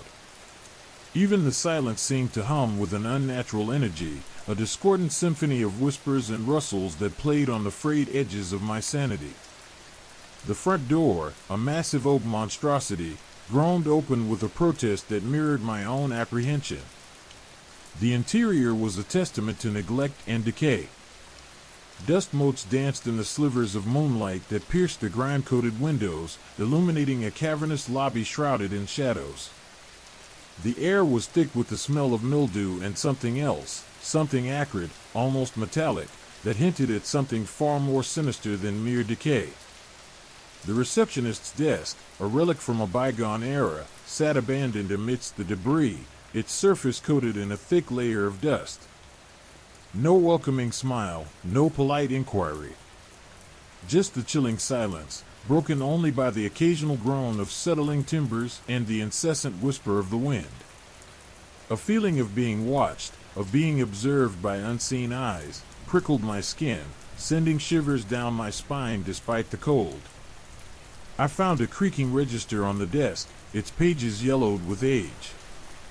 There was a key hanging on a rusty hook, labeled Room 313. 313. Even the room number hinted at the macabre nature of this place. My fingers traced the cold metal of the key, the feeling oddly familiar, somehow resonating with the unsettling energy that permeated every corner of the hotel. Climbing the creaking staircase was like ascending into the bowels of a haunted ship. Each step echoed through the silence, amplified by the oppressive stillness of the decaying structure. The banister, worn smooth by countless hands, felt cold and strangely clammy beneath my touch. The walls were adorned with faded wallpaper, its patterns obscured by layers of dust and grime, revealing glimpses of unsettling imagery beneath. Faces seemed to leer from the cracks in the plaster, distorted and menacing, their eyes following my every movement. Room 313 was at the end of a long, dimly lit corridor, its door ajar, revealing a glimpse of a shadowy interior. The air within was even colder than in the corridor, a chilling blast that nipped at my exposed skin. The room itself was sparsely furnished, a single bed draped with a threadbare coverlet, a rickety wardrobe, and a cracked mirror reflecting a distorted image of myself. The wallpaper, peeling at the edges, revealed the same unsettling imagery I had noticed in the corridor. The oppressive silence was broken only by the rhythmic tick-tock of an ancient grandfather clock in the corner, its pendulum swinging with a chilling slowness, each tick a morbid reminder of the passing time. The shadows seemed to writhe and shift, morphing into grotesque shapes that played tricks on my eyes. My own reflection in the cracked mirror seemed to waver and distort, sometimes appearing almost human, other times resembling a grotesque parody of myself. As the hours ticked by, an uneasy silence settled over the hotel. The darkness beyond the window seemed to press closer, the sounds of the wind morphing into whispers, sighs, and the occasional chilling moan. I found myself staring out at the endless stretch of darkness, the trees swaying in the wind like skeletal arms, reaching out to drag me into their embrace. The sounds from the hotel seemed to intensify as the night deepened. There were creaks and groans from all sides, whispers drifting through the air, sometimes clear and distinct, other times vague and unsettling. Footsteps echoed in the empty corridors, followed by the distant clang of metal. The silence between these moments was even more terrifying, filled with the anticipation of the next unearthly sound. I tried to sleep, but the bed was cold, unyielding, and the shadows continued their relentless dance. My eyes remained fixed on the cracked mirror, my reflection twisting and distorting in the darkness. In the silence, I heard a whisper, a woman's voice, soft and sorrowful. "Help me," it seemed to say, almost inaudible, a plea that sent chills down my spine. I tried to dismiss it as a trick of the imagination, a product of my overactive mind, but the voice continued, weaving itself into the night's macabre symphony. The unsettling sensations intensified as morning approached. The whispers grew louder, the shadows more menacing, and the cold grew more profound. A sense of dread, an overwhelming feeling of impending doom, filled the room. The oppressive silence was now broken by a relentless cacophony of whispers, moans, and groans, a chorus of tortured souls. I felt a presence in the room, a malevolent force that seemed to seep into my very being, threatening to consume my sanity and overwhelm my resolve. Suddenly, the grandfather clock in the corner chimed 13 times, a discordant, chilling peal that sent shivers of fear down my spine. The room grew colder, the whispers turning into guttural screams. The shadows coalesced, taking on the shapes of tormented figures, their faces twisted in silent agony, their eyes fixed upon me with a chilling intensity. The weight of their suffering pressed upon me, almost crushing me beneath its immense force. I knew then, with a certainty that chilled me to the bone, that my quest had led me to a place of unimaginable horror, a place from which escape might be impossible. The true terror of the Blackwood Manor had finally revealed itself, and I was trapped within its clutches.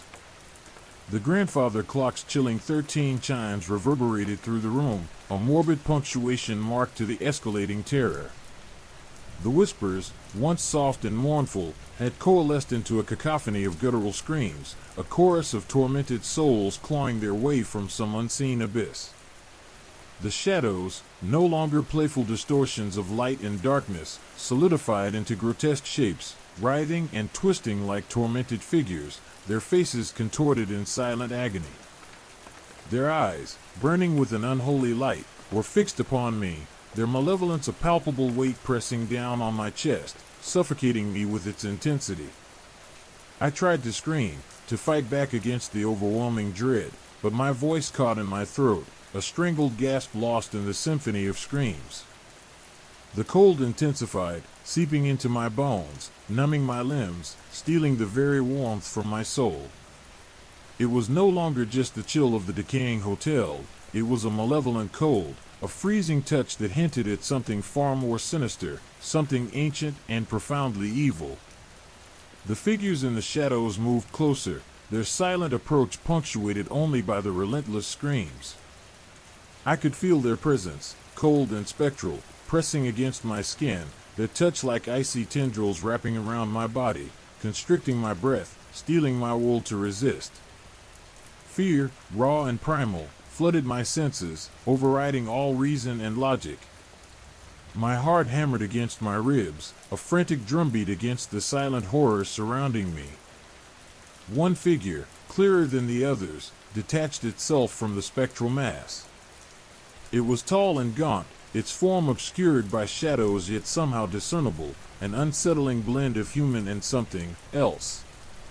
Its features were obscured, yet I sensed a cruel intelligence behind the swirling darkness that cloaked its face. It seemed to regard me with an ancient malice, a hatred born of centuries of suffering and resentment. A low growl, guttural and chilling, emanated from the figure, sending a fresh wave of icy dread through me. It was a sound that resonated not just in my ears but deep within my soul, a sound that spoke of unspeakable horrors, of unimaginable suffering. The air around me crackled with a malevolent energy, and the shadows seemed to pulse with a sinister life of their own. Suddenly, a new sound cut through the cacophony of screams. A scratching at the door, soft at first, then growing louder, more insistent. It was a scratching that seemed to claw at the very fabric of reality, a sound that pierced the veil between worlds, hinting at something lurking just beyond the threshold. The spectral figures in the shadows paused their advance, their attention seemingly drawn to the sound. The scratching intensified, accompanied by a low, guttural moan that seemed to echo from the deepest recesses of the hotel. The door rattled violently, as if something were trying to force its way inside, something powerful, something beyond my comprehension. The cold intensified, the air growing thick with a palpable sense of dread. My mind raced, desperately searching for a solution, a way to escape the clutches of this malevolent entity. But there was nowhere to run, nowhere to hide. The hotel, once simply a decaying structure, now felt like a cage, a prison built of shadows and screams, its walls closing in, its malevolence suffocating me. I was trapped, utterly and completely trapped, in the heart of a nightmare. The door burst open, revealing a figure that froze my blood. It was a grotesque parody of humanity, tall and skeletal, its skin stretched taut over bone, revealing glimpses of something dark and unsettling beneath. Its eyes, devoid of any humanity, burned with an unholy light, its mouth stretched in a silent scream, revealing rows of needle-sharp teeth. The stench of decay and something far more sinister emanated from it, a smell that spoke of death and suffering. The creature lunged, its claws extended, its movements impossibly fast, impossibly agile. I barely managed to scramble back, narrowly avoiding its grasp. The creature hissed, a low, guttural sound that echoed through the room, its breath hot and fetid on my skin. It was a battle for survival, a desperate struggle against an entity beyond human understanding. As I fought for my life, I noticed the other spectral figures had receded into the shadows, their screams and moans replaced by a low, guttural chanting. It was a language I didn't understand, yet it resonated in my very bones, a symphony of ancient evil. The creature continued its attack, its claws slashing through the air, tearing at my clothes, its strength superhuman, its ferocity unmatched. I found a rusty poker by the fireplace, its handle cold and smooth beneath my trembling grasp. It was my only weapon, my only hope against the unearthly horror before me. I swung the poker, connecting with the creature's arm, its touch sending a shock of pain through me, the metal seeming to melt against its unearthly flesh. The creature roared, a sound that shattered the silence, shaking the very foundations of the hotel. It recoiled, and I took the opportunity to flee. I stumbled through the corridors, the chilling chanting echoing behind me. The shadows seemed to dance and swirl around me, the faces in the peeling wallpaper seeming to leer and mock my desperate flight. The footsteps echoed behind me, relentless, gaining on me. My breath came in ragged gasps, my lungs burning, my strength waning. I reached the main staircase, its banister cold and clammy beneath my touch. I descended, the creaking of the steps a morbid accompaniment to my desperate escape. The chanting grew louder, closer, and the footsteps pounded relentlessly behind me. I reached the lobby, the front door a beacon of hope in the darkness. But as I approached, the figure emerged from the shadows, its eyes burning with a terrifying intensity. It raised a clawed hand, and a surge of cold, dark energy erupted, striking me with the force of a physical blow. I stumbled, falling to my knees, the world spinning around me. The chanting grew louder, merging with the pounding of my heart, a symphony of dread that threatened to consume me. Just as I felt the creature's presence closing in for the kill, the sound of church bells pierced the air, a triumphant peal that echoed through the hotel, a beacon of light in the oppressive darkness. The chanting abruptly ceased. The creature froze, recoiling as if burned. The cold that had enveloped me began to recede, replaced by a strange calm. The spectral figures melted back into the shadows, their screams fading into the distance. The pressure lifted, the suffocating terror waning. The creature stumbled back, its form flickering, dissolving into the shadows, leaving me trembling on the floor, the lingering scent of decay and something else, something ancient and profoundly evil, still clinging to the air. The church bells continued their peal, their sound a promise of safety, a testament to the enduring power of faith and light against the encroaching darkness. The sun was rising. I managed to make it outside. I was alive. But the whispers remained, a haunting echo in the silence of the awakening day. I knew, with a certainty that chilled me to the bone, that I would never truly escape the Blackwood Manor. Its darkness, its whispers, would forever linger within the confines of my memory. The remnants of the night clung to me like a shroud, the stench of decay, the lingering chill that seeped into my very bones. Dawn painted the sky in hues of bruised purple and sickly yellow, a macabre sunrise that offered little solace. I stumbled out of the Blackwood Manor, the imposing structure looming behind me, a silent monument to the horrors I had just endured. The church bells, a distant but persistent chime, were the only sound that pierced the unsettling quiet. My escape hadn't been a clean break. The creature, whatever it was, had retreated, but not before leaving an indelible mark on my psyche. The whispers, too, remained, insidious, persistent, echoing the silent screams of the hotel's tormented inhabitants. I needed answers. I needed to understand the source of the evil that had nearly consumed me. My desperate flight had left me with more questions than answers, and the only way to find them lay in unraveling the Blackwood Manor's past. My search began in the local library, a sanctuary of dusty tomes and forgotten histories. The librarian, a kindly old woman with eyes that hinted at untold stories, pointed me towards a collection of local newspapers and historical archives. Hours bled into days as I immersed myself in the yellowed pages, piecing together the fragments of a horrifying narrative. The Blackwood Manor, I discovered, had a history as dark and twisted as the nightmares it spawned. It had been built in 1888 by a wealthy industrialist, Elias Blackwood, a man whose success was built on questionable practices and whose personal life was shrouded in secrecy. The local papers whispered of ruthless business dealings, of broken promises, and of a trail of shattered lives in the wake of Blackwood's ambition. But it was the stories surrounding Blackwood's family that truly sent chills down my spine. His wife, Eleanor, was described as a woman of exquisite beauty but with a fragile disposition, plagued by illness and melancholy.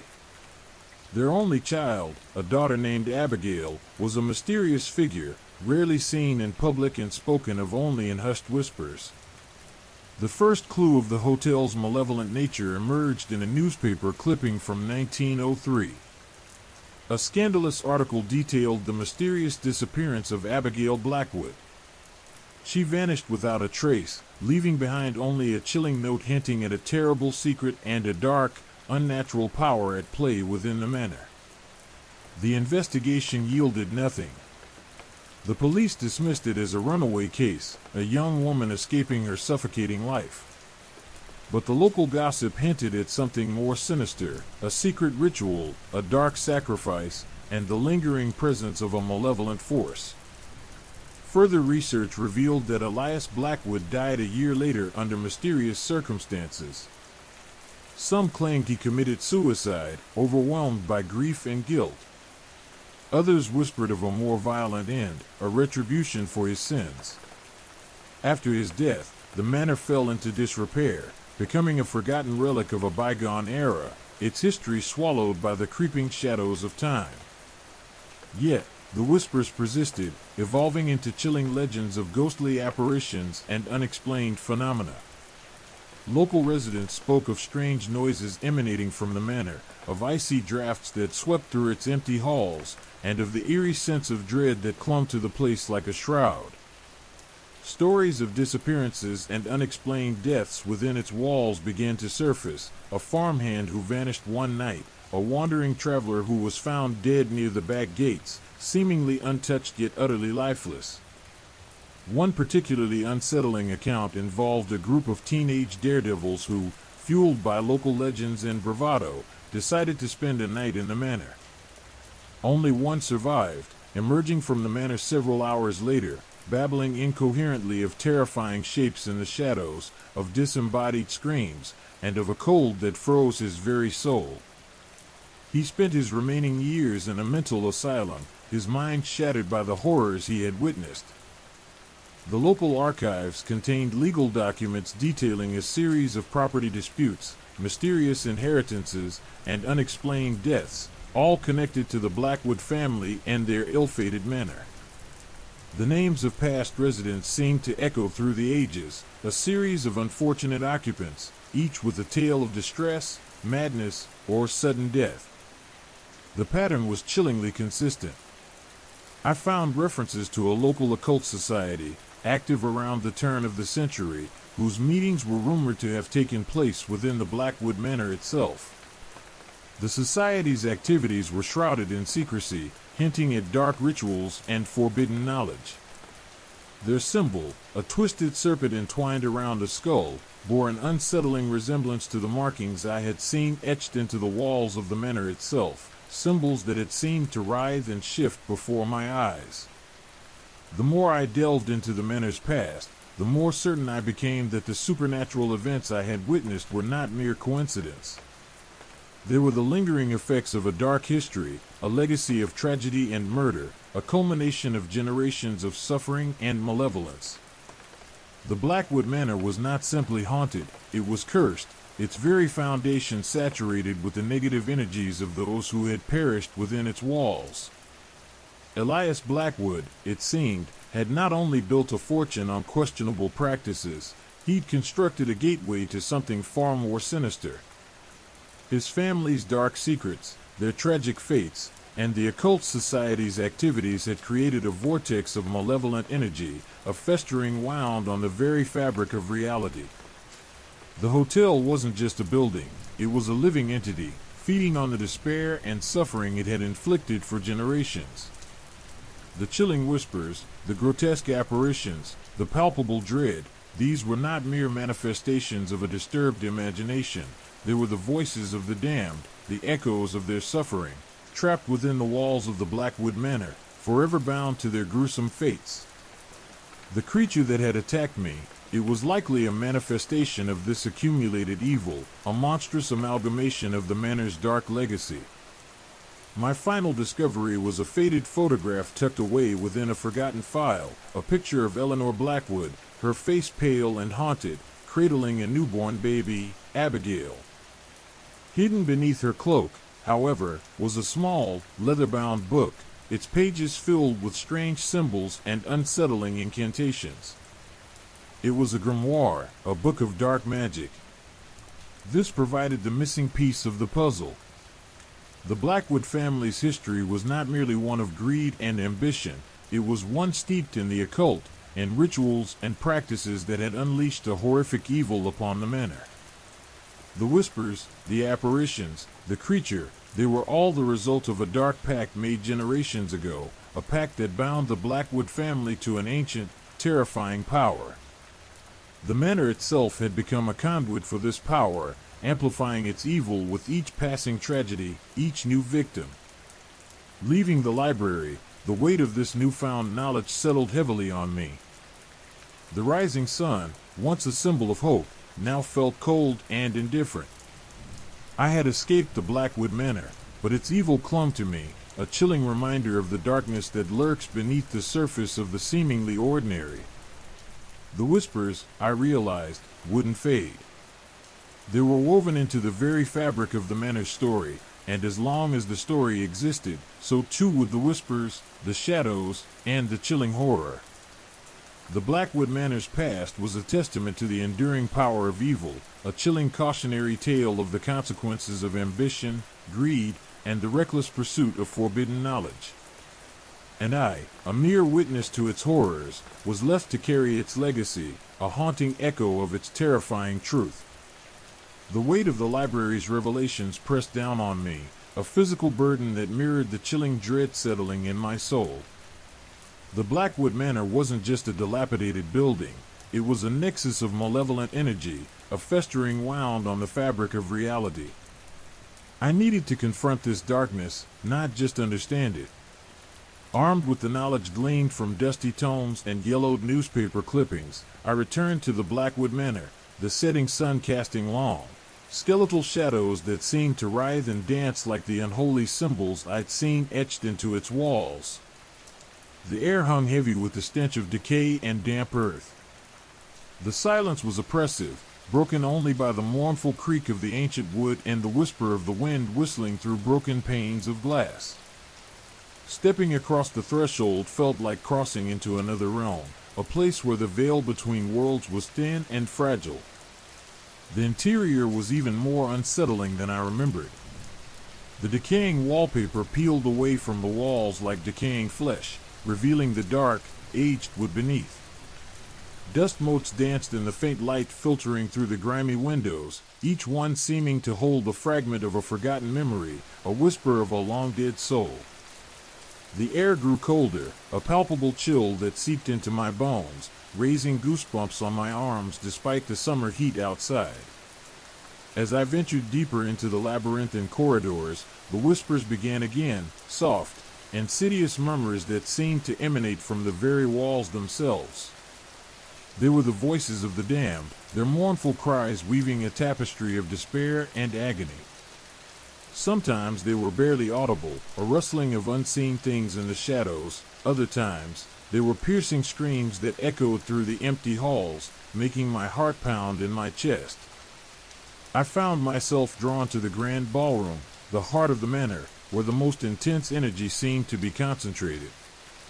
The room was vast and cavernous, the decaying grandeur only serving to amplify the unsettling atmosphere. The ornate chandeliers hung precariously from the ceiling, their crystal pendants glimmering like the eyes of malevolent spirits. Then I saw it. In the center of the ballroom, suspended in mid-air, was a swirling vortex of darkness, a swirling maelstrom of shadows and mist. It pulsed with an unnatural energy, a palpable sense of evil that made the hairs on the back of my neck stand on end. The whispers intensified, a cacophony of tormented voices that seemed to coalesce into a single, guttural growl. The creature emerged from the vortex, its form shifting and unstable, a grotesque amalgamation of shadows and flesh. Its features were indistinct, constantly changing, a horrifying mockery of human form. Long, skeletal fingers reached out from its shadowy limbs, and its eyes, or what I assumed were its eyes, burned with an infernal light. It was larger than before, more powerful, as if feeding off the accumulated negative energy of the manor. The very air crackled with power, a tangible sense of something ancient and malevolent. Fear, cold and paralyzing, washed over me. This was not just a lingering presence, it was a malevolent entity, a manifestation of the manor's dark history. But unlike the previous encounter, I wasn't paralyzed by terror. The knowledge I'd gained, the weight of the Blackwood family's sins, fueled a desperate resolve. I had to confront this evil, to stop it from consuming everything in its path. I reached into my backpack, pulling out the small, leather-bound grimoire I had found in the library, its pages filled with the unsettling incantations of dark magic. The symbols, once merely unsettling, now felt strangely familiar, resonating with the malevolent energy emanating from the creature. The creature lunged at me, its shadowy form moving with terrifying speed. But I was ready. I opened the grimoire to a page filled with strange runes, and, channeling the fear and anger coursing through me, I began to chant the ancient incantation. The room vibrated with energy. The air crackled, and the shadows seemed to writhe and contort. The creature recoiled, its form flickering and distorting as the incantations echoed through the ballroom. Its terrifying growl became a wail of pain and frustration. The battle was fierce and terrifying, a clash between the living and the damned, between light and darkness. The air filled with the smell of ozone and burning flesh, the sounds of struggle and guttural screams. The creature's attacks were brutal, its shadowy claws tearing at my clothes, its icy breath threatening to freeze my very soul. Yet, with each chant, with each rune whispered, the creature weakened, its power fading. I fought with a ferocity I didn't know I possessed, fueled by a righteous anger. The incantation, once unintelligible symbols, now resonated within me, a conduit of power that allowed me to push back against the darkness. The grimoire seemed to pulse in my hands, radiating a warmth that defied the chilling cold of the ballroom. Finally, after what seemed like an eternity, the creature let out a deafening shriek of pure agony. Its form disintegrated into a swirling vortex of darkness, disappearing back into the abyss from whence it came. The silence that followed was deafening, heavy with the residue of the battle. The room remained cold and unsettling, but the oppressive weight of the supernatural presence was gone. The air felt cleaner, lighter, as if a terrible burden had been lifted. The whispers were still there, faint echoes of past torments, but they were weaker, less menacing. The ballroom, stripped of its malevolent energy, felt almost peaceful. Standing amidst the ruins of the grand ballroom, I realized that the battle wasn't over. The evil that haunted Blackwood Manor wasn't simply vanquished, it had been contained, suppressed. The grimoire was not a weapon to eliminate the evil, but a tool to temporarily banish it. The dark legacy of the Blackwood family and their unholy pact remained, a chilling testament to the consequences of forbidden knowledge. Leaving the manor, I carried the weight of that knowledge, the faint whisper of the damned still echoing in my ears. But I carried it with a sense of purpose, a commitment to ensure the darkness would never again fully rise from the ruins of the Blackwood Manor. The fight may have been won, but the war, the battle against the supernatural legacy of that haunted place, was far from over. The heavy oak door groaned in protest as I wrestled it open, the rusted hinges screeching a discordant symphony that echoed through the silent corridors. Freedom, or at least a temporary reprieve, lay beyond, but the chilling grip of the Grand Blackwood Hotel refused to release its hold so easily. My heart hammered against my ribs, a frantic drumbeat against the backdrop of the oppressive silence. Each step I took away from the hotel felt like a victory hard won, yet the lingering dread clung to me like a shroud. The night air, crisp and cool, offered a stark contrast to the suffocating atmosphere within the hotel. The moon, a malevolent eye in the inky sky, cast long, distorted shadows that danced and writhed like the phantoms I'd just left behind. I glanced back at the hotel, its darkened windows like vacant eyes staring out into the night, and a shiver, cold and deep, ran down my spine. The building seemed to pulse with a sinister energy, a malevolent heartbeat that throbbed in the silence.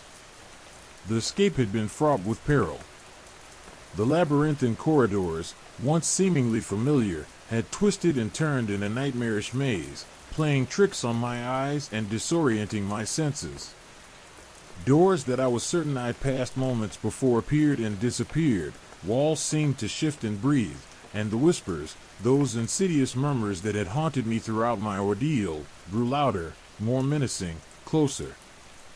At one point, I found myself trapped in a seemingly endless hallway, the walls closing in on me, the air growing thick and heavy with a suffocating pressure. Panic threatened to overwhelm me, but the memory of the grimoire, of the power it held, fueled my desperate flight. I forced myself to focus, to recall the protective incantations I'd learned, whispering them under my breath, a silent shield against the encroaching darkness. The oppressive pressure eased, the walls slowly receding, and a path, dimly lit by a flickering gas lamp, appeared ahead. I stumbled through the remaining corridors, guided by an instinct for survival that transcended reason and logic. The sounds of pursuing footsteps echoed behind me, or perhaps it was merely the tricks of the decrepit building itself. Yet, I dared not look back. Finally, I reached the lobby, the vast, decaying space illuminated only by the ethereal glow of the moon filtering through the broken stained glass windows. The grand staircase, its banister ornate yet broken, seemed to beckon me towards the exit. Each step creaked under my weight, amplifying the silence and fueling the paranoia. I half expected a spectral figure to emerge from the shadows, to pull me back into the nightmarish depths of the hotel. As I stepped out onto the cobblestone path, the feeling of relief was immense, a tidal wave washing over me. The crisp night air felt like a life-giving elixir, and the distant sounds of the city were a comforting balm to my frayed nerves. The grand Blackwood Hotel receded into the darkness behind me, a monstrous silhouette against the moonlit sky, a haunting reminder of the horrors I had barely escaped. But the escape wasn't merely physical. I needed to escape the psychological torment as well. The unsettling images, the chilling whispers, the palpable sense of dread, these had become etched into the deepest recesses of my mind, leaving an indelible mark on my soul. Sleep offered little respite. Nightmares, vivid and terrifying, plagued me, replaying the events of the night in a twisted, nightmarish loop. I would find myself trapped in the hotel again, wandering its endless corridors, pursued by unseen entities, their icy breath on my neck.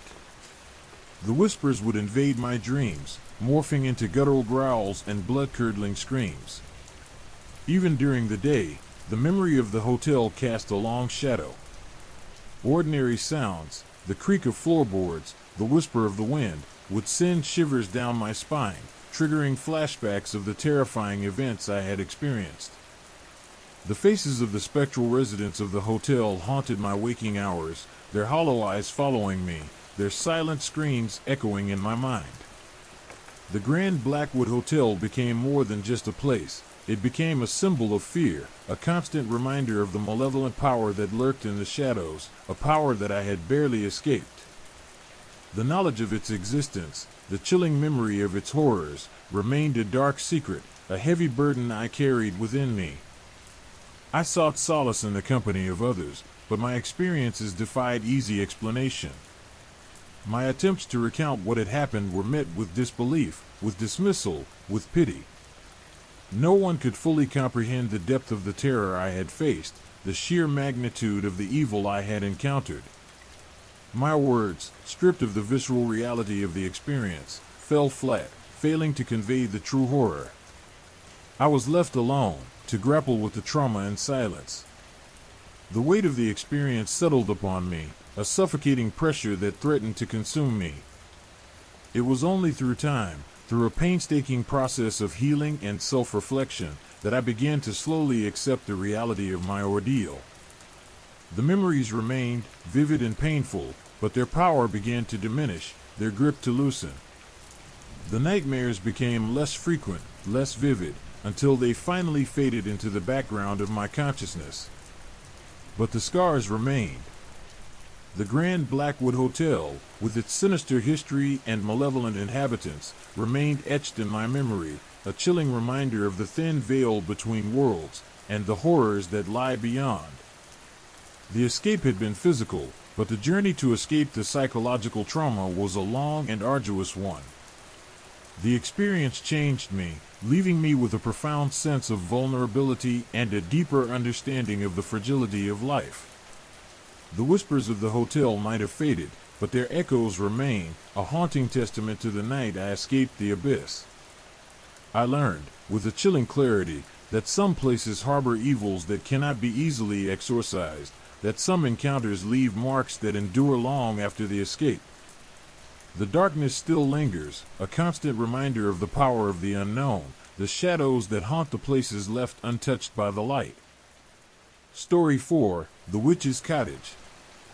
The gravel crunched under our boots, a sound strangely amplified in the suffocating silence of the overgrown path. We were trespassing, I knew, but the lure of the forbidden, the whisper of legend, had drawn us deeper into the woods than any sane person would venture. Elara, ever the pragmatist, kept glancing back, her hand hovering nervously near the pepper spray strapped to her thigh.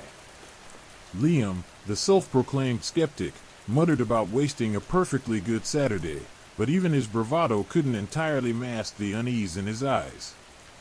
Only Finn, forever the romantic, seemed utterly enthralled, his eyes shining with an almost feverish excitement.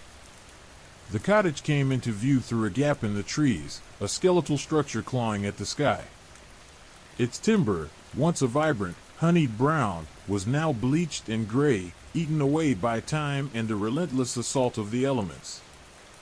Windows, like vacant eyes, stared out at us, dark and empty, reflecting the gloom of the surrounding woods.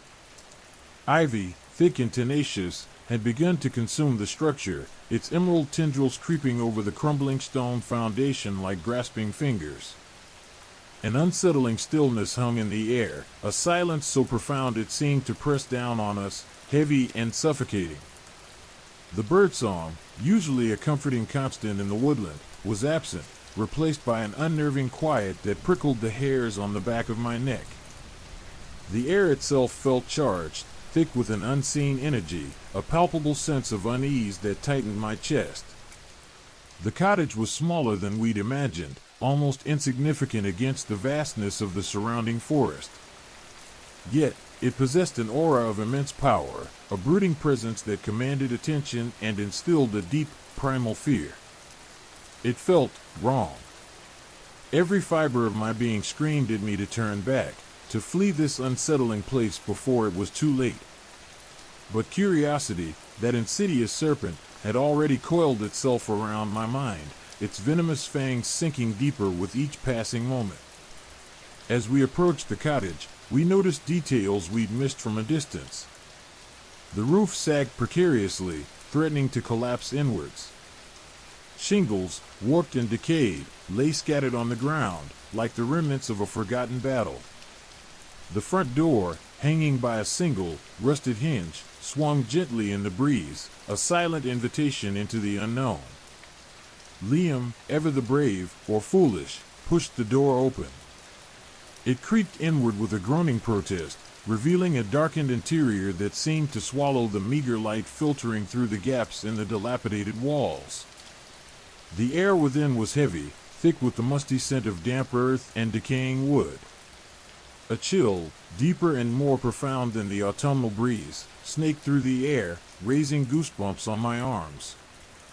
Inside, the cottage was even more dilapidated than it appeared from the outside. The floorboards groaned under our weight, threatening to give way beneath our feet. Cobwebs, thick and dusty, draped across the walls and hung from the ceiling, like spectral shrouds.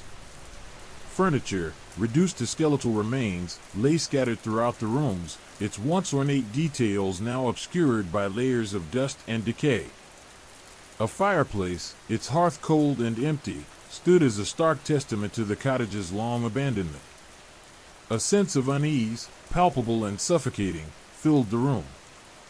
It wasn't merely the decaying structure or the oppressive silence, it was something more profound, something sinister that seemed to emanate from the very walls themselves. The air vibrated with a low hum, a barely perceptible sound that resonated deep within our chests, a silent thrumming that spoke of unseen energies and forgotten rituals. We explored the cottage cautiously, our footsteps echoing through the silent rooms. In one room, we found a collection of worn, leather-bound books, their pages brittle and yellowed with age. The script, archaic and indecipherable, seemed to writhe on the pages, as if alive. In another, we discovered a collection of strange artifacts, oddly shaped stones, rusted metal objects, and dried herbs that emanated a pungent, earthy aroma. They looked like the tools of a forgotten craft, a dark and ancient magic. Elara, her pragmatic skepticism momentarily forgotten, pointed to a faded tapestry hanging on the wall. It depicted a woman with piercing eyes and a cruel smile, her hands raised in a gesture of incantation. Beneath the image, a single word, etched in what appeared to be dried blood, stood out: Morwen. The name resonated with an unsettling familiarity, a chilling echo of a forgotten tale. We remembered the local legends, the whispered stories of a vengeful witch who had once lived in the cottage, her wrath unleashed on those who dared to trespass on her domain. Was this her? Was she the source of the pervasive feeling of dread that had gripped us since the moment we stepped onto this cursed path? As we continued our exploration, the shadows within the cottage seemed to deepen, to coalesce into something more sinister, more menacing. The air grew colder, the silence more oppressive, the unsettling hum more intense. The feeling of being watched intensified, as if unseen eyes were observing our every move, judging our every action. The whispers, barely perceptible at first, grew louder, more insistent, more menacing. They seemed to emanate from the shadows, from the very walls, from the depths of the decaying structure itself. We were trapped, not by physical barriers, but by an unseen force, a malevolent presence that held us captive within its sinister embrace. The whispers intensified, morphing into guttural growls and blood-curdling screams.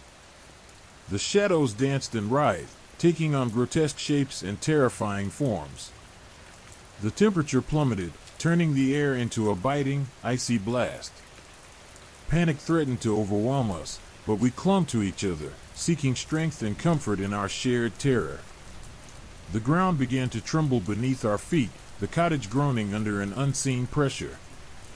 The walls seemed to pulse with a malevolent energy, as if the very structure were alive, a grotesque entity yearning to unleash its fury. The air grew thick with a palpable sense of dread, an overwhelming feeling of impending doom. We were caught in a vortex of terror, a maelstrom of evil that threatened to consume us whole. Suddenly, a gust of wind howled through the cottage, extinguishing the meager light of our flashlights. We were plunged into utter darkness, the only sounds the frantic beating of our hearts and the whispers that now echoed menacingly throughout the cottage. A low growl emanated from the shadows, followed by a blood-curdling scream. A figure emerged from the darkness, its form shrouded in shadow, its features indistinguishable. It moved with an unnatural grace, its presence chilling us to the bone. We fled, stumbling through the darkness, our hearts pounding in our chests. The cottage seemed to be alive, its timbers groaning and its walls creaking as if intent on imprisoning us within its depths forever. We pushed past the rotting door, gasping for breath, the image of the shadowy figure seared into our minds. As we stumbled out into the night, the woods seemed to close in around us, the trees twisting into grotesque shapes that mirrored the horrors we had witnessed within the cottage. The sense of dread remained, a heavy burden that we carried with us as we fled the scene, forever scarred by the chilling experience in Morwen's forgotten dwelling. The whispers of the cottage, the shadows of the past, would continue to haunt us long after we had left this place of ancient evil. The air grew colder, the wind howling around us like a malevolent spirit. Escape was our only goal, and we didn't dare look back. The terrifying truth of the forgotten hamlet sunk in. Some places are better left undisturbed, their darkness a secret best kept hidden within the shadows of the past. The air hung heavy with the scent of decaying leaves and damp earth, a chilling counterpoint to the stories Alara recounted as we stumbled back down the path. She spoke of Morwen, not as a mere legend, but as a figure etched into the very fabric of the village's history. Her tales weren't the sanitized versions found in tourist brochures, but chilling accounts whispered in hushed tones around crackling fires, a legacy passed down through generations. They say she wasn't just any woman, Alara said, her voice low, a tremor of unease threading through her words. They say she was different. Born under a bad moon, they say. Gifted or cursed, depending on who you ask. Her words painted a picture far more vivid than the decaying tapestry we'd seen within the cottage. Morwen, according to Alara, wasn't simply a woman who practiced witchcraft. She was a conduit for something darker, something ancient and malevolent. She commanded the very elements, they said, summoning storms with a flick of her wrist and cursing her enemies with a single word.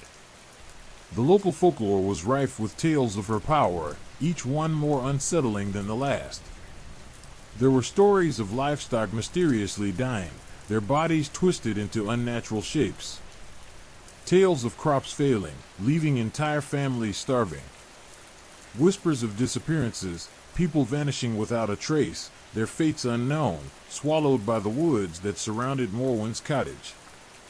Even the seemingly innocuous details were imbued with a chilling significance. The oddly shaped stones and dried herbs we'd found were not just random artifacts, they were the remnants of her rituals, the tools of her terrifying craft. Alara described rituals performed under the blood-red glow of the harvest moon, chants spoken in a language lost to time, sacrifices offered to appease unseen entities. She spoke of a well behind the cottage, its waters said to be imbued with Morwen's dark magic, capable of granting wishes but at a terrible cost. The stories were not simply spooky tales meant to frighten children, they were warnings, a cautionary reminder of the consequences of disturbing the ancient darkness that resided within the cottage walls. Liam, despite his earlier skepticism, was unusually quiet. The chilling details of Morwen's life, combined with the tangible fear he'd experienced in the cottage, seemed to have shaken even his staunch disbelief. He kept glancing back at the woods, his eyes wide with a mixture of apprehension and morbid fascination. Even Finn, whose usual romantic enthusiasm was typically boundless, seemed subdued, his usually bright eyes clouded with a lingering sense of unease. As Alara spoke, the shadows of the twilight deepened, adding another layer to the already unsettling atmosphere. The wind picked up, rustling the leaves in a way that sounded almost like whispers, a spectral chorus echoing Alara's chilling narrative.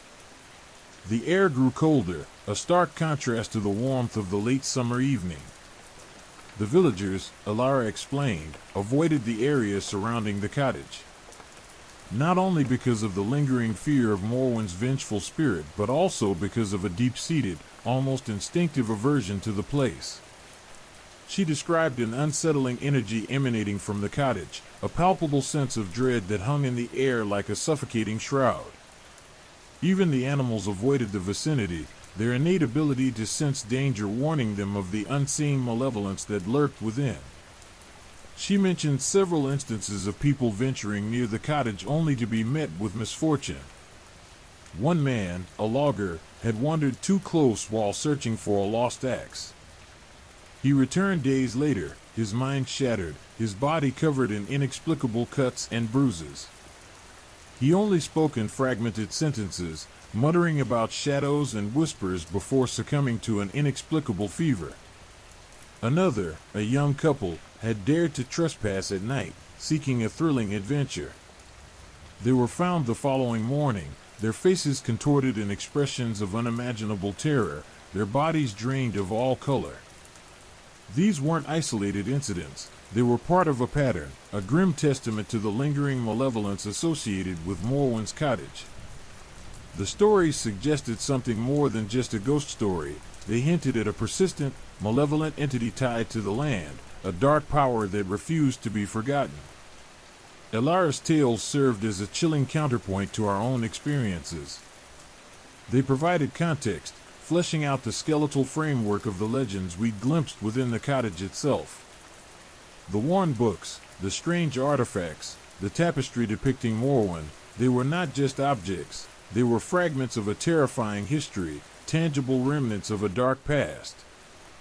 The more Elara spoke, the clearer it became that Morwen's story wasn't simply a tale of a vengeful witch. It was a story about a power far older and more sinister, a force that had woven itself into the very fabric of the land. It was a story about the enduring legacy of evil, the ways in which darkness can cling to a place, poisoning the soil and corrupting the very air itself. The cottage wasn't just a haunted building, it was a nexus, a focal point for a pervasive, malevolent energy that seeped out into the surrounding environment, influencing the lives of those who dared to venture too close. As we reached the edge of the woods, the last vestiges of sunlight fading into the encroaching night, a sudden chill swept over us, even sharper than the autumn air. It wasn't just the temperature, it was a feeling, a sense of unease that settled deep within our bones, a lingering reminder of the darkness we'd encountered. The whispers, the shadows, the oppressive silence, they clung to us, remnants of Morwen's enduring legacy. The silence was broken only by the distant howl of a dog, a sound that echoed the primal fear that still resonated within us.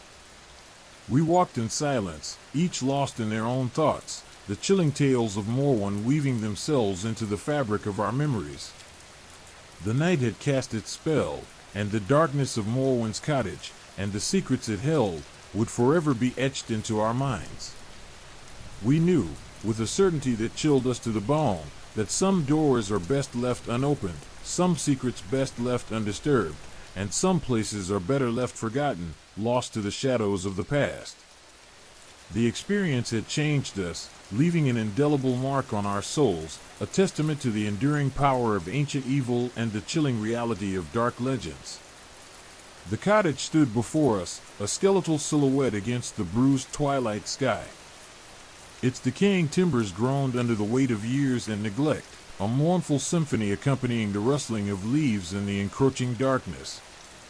Elara hesitated, a flicker of apprehension in her eyes, but the lure of the unknown, the irresistible pull of the legend, propelled us forward. Liam, emboldened by a false sense of bravado, led the way, his flashlight beam cutting through the gloom, revealing the crumbling stone steps that led to the warped wooden door. The door creaked open with a sound like a tortured sigh, revealing a darkness so profound it seemed to absorb the meager light from Liam's flashlight. The air inside was thick, heavy with the scent of decay and something else, something acrid and unsettling, like burnt herbs and stagnant water. Dust motes danced in the weak beam, swirling like restless spirits. The silence was oppressive, a palpable absence that pressed down on us, suffocating. It was a silence broken only by the occasional drip of water, each drop echoing in the cavernous space, amplifying the feeling of isolation and dread. We stepped inside, cautiously, our footsteps echoing on the uneven floorboards. The interior was even more dilapidated than we'd anticipated. The walls were draped in cobwebs thick as shrouds, obscuring the crumbling plaster and exposed timbers. Furniture, long since abandoned to the ravages of time, lay scattered amongst the debris, a broken rocking chair, a splintered table, a tattered armchair whose stuffing spilled out like disemboweled innards. Liam's flashlight beam snaked across the room, revealing fragments of a lifelong past, a chipped teacup, a tarnished silver locket, a stack of brittle books whose pages were yellowed and crumbling. The books, bound in leather that felt like decaying flesh, were filled with strange symbols and handwritten texts in a language none of us recognized. Finn, ever the scholar, cautiously picked one up, its pages brittle and threatening to disintegrate at his touch. He ran a finger across the faded script, his brow furrowed in concentration. "It's old," he whispered, his voice echoing in the stillness. "Incredibly old. And the symbols, they're not anything I've ever encountered." As Finn examined the books, Liam explored the other rooms, his flashlight beam illuminating more disturbing discoveries. In one corner, he found a collection of dried herbs and strangely shaped stones, their purpose unknown yet undeniably sinister. In another, he stumbled upon a small, almost hidden well, its water dark and stagnant, reflecting the unsettling glow of the beam. The air around the well felt colder, charged with a strange energy that prickled our skin. Elara, meanwhile, had discovered a tapestry hanging on the far wall, hidden behind a tattered curtain. It depicted a woman, her face gaunt and severe, her eyes burning with an unsettling intensity. She was surrounded by symbols similar to those in Finn's book, and her hands were outstretched, as if commanding the elements. The image was disturbingly lifelike, almost as if the woman in the tapestry was watching us, her gaze piercing through the years and the dust. The longer we were in the cottage, the stronger the feeling of unease became. The silence was no longer merely oppressive, it was active, heavy with a malevolent presence. Shadows seemed to shift and writhe in the periphery of our vision, and the air grew colder, a chilling contrast to the warm summer evening we'd left behind. Suddenly, a low moan echoed through the cottage, a sound that seemed to emanate from the very walls themselves. The moans grew in intensity, weaving into a chilling chorus that seemed to twist our insides. The temperature plummeted, and a gust of icy wind whipped through the cottage, extinguishing Liam's flashlight. We were plunged into absolute darkness, the only sound the rising crescendo of the unearthly moans. Panic clawed at us. We stumbled through the darkness, bumping into furniture, our hands outstretched, our hearts pounding in our chests. The moans continued, drawing closer, laced with a palpable sense of malice. We felt a presence, something cold and malevolent, brushing against us, its touch leaving a trail of icy dread in its wake. Then, things started to move. Objects shifted and crashed around us, propelled by an unseen force. The air grew thick with a chilling energy, a tangible feeling of malevolence that seemed to seep from the very timbers of the house. We felt it pressing against us, threatening to suffocate us, to crush us, to absorb us into the very fabric of the cottage's malevolence. Suddenly, Finn screamed. A searing pain shot through his arm, and he stumbled back, clutching his shoulder. We could make out a faint reddish glow on his skin in the darkness, spreading like an insidious stain. "It's burning," he cried, his voice choked with pain. Elara, her face pale with fear, found her lighter and lit it, revealing a horrifying sight. Finn's arm was covered in a network of thin, burning lines, glowing with an eerie red light. The lines pulsed with a sinister energy, spreading rapidly across his skin. The pain was intense, and he writhed in agony, his screams echoing through the cottage, mingling with the rising cacophony of the moans. We tried to help him, to soothe his pain, but nothing worked. The burning lines continued their relentless advance, inching their way towards his body, leaving a trail of searing agony in their wake.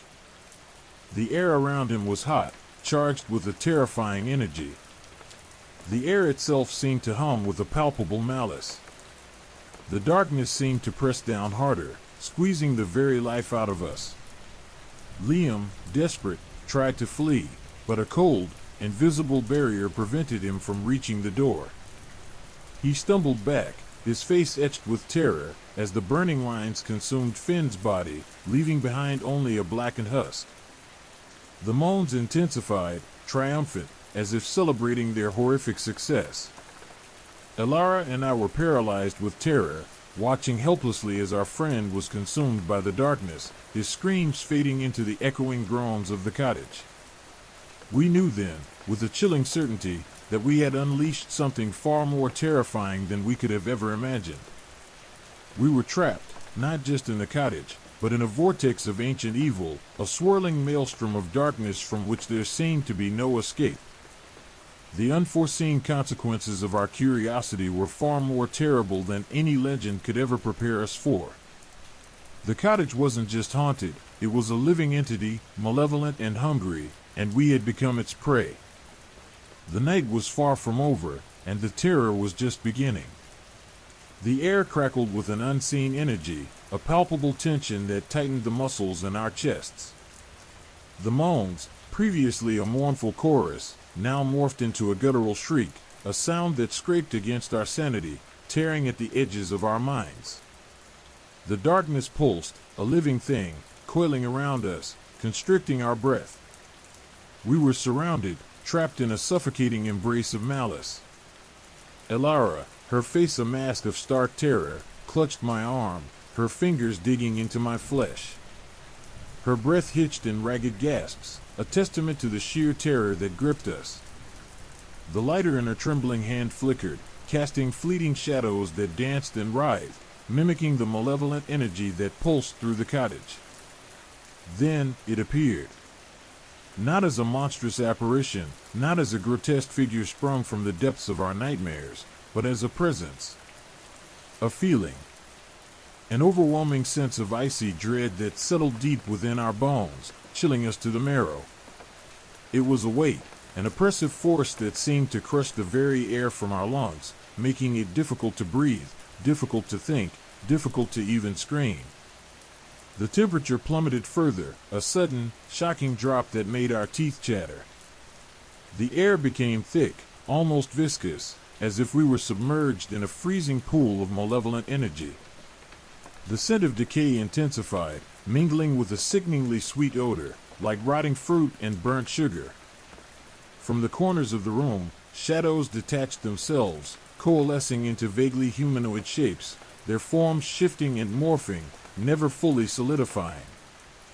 They moved with a deliberate, chilling grace, their movements silent yet somehow intensely menacing. They were wraiths, phantoms, manifestations of the cottage's malevolent energy, and they were circling us, tightening their grip. A cold wind, sharp and biting, swept through the room, extinguishing Elara's lighter, plunging us back into the inky blackness. The only light now came from the faint, ethereal glow emanating from the shadows themselves, a sickly green luminescence that cast an eerie pallor on our faces. The shadows moved closer, their presence intensifying, their malevolence growing exponentially. We could feel their icy breath on our necks, their touch like the caress of death itself. Their silent approach was far more terrifying than any roar or shriek, their stillness more ominous than any frantic movement. Elara gasped, a strangled sound caught in her throat. She stumbled backward, her hand flying to her mouth as a sharp, piercing pain lanced through her arm. The same burning lines that had consumed Finn were now spreading across her skin, their eerie red glow pulsing with malevolent energy. It's happening again," she whispered, her voice barely audible above the rising crescendo of the moans. Her voice was laced with terror, but also with a grim determination, a fierce refusal to succumb to the darkness. I tried to help her, to soothe her pain, but my hands were useless, my efforts futile. The burning lines continued their inexorable advance, spreading across her skin, leaving a trail of searing agony in their wake. The pain was intense, excruciating, yet somehow she remained defiant, her gaze fixed on mine, conveying a silent message of courage, a testament to her indomitable spirit.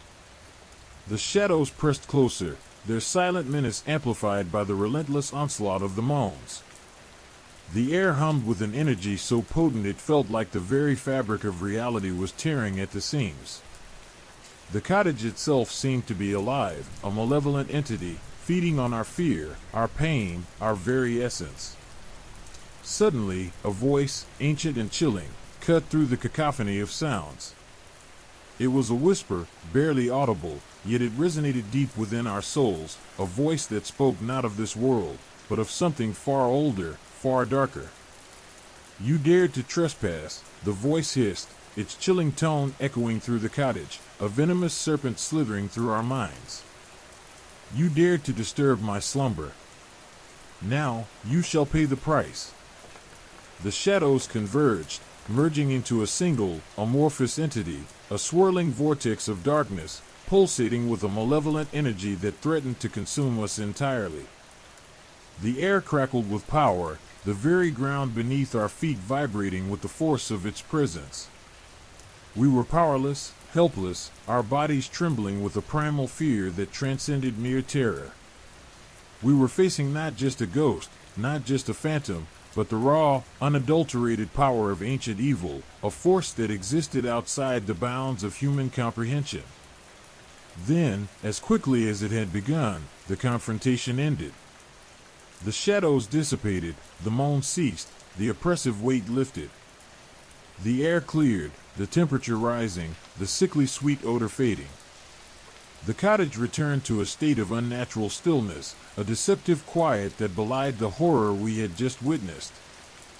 Elara collapsed, her body limp, her breathing shallow.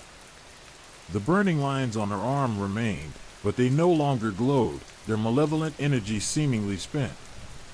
I held her close, my heart pounding in my chest, my mind reeling from the sheer terror of what we had just experienced. We had escaped, but we were forever changed.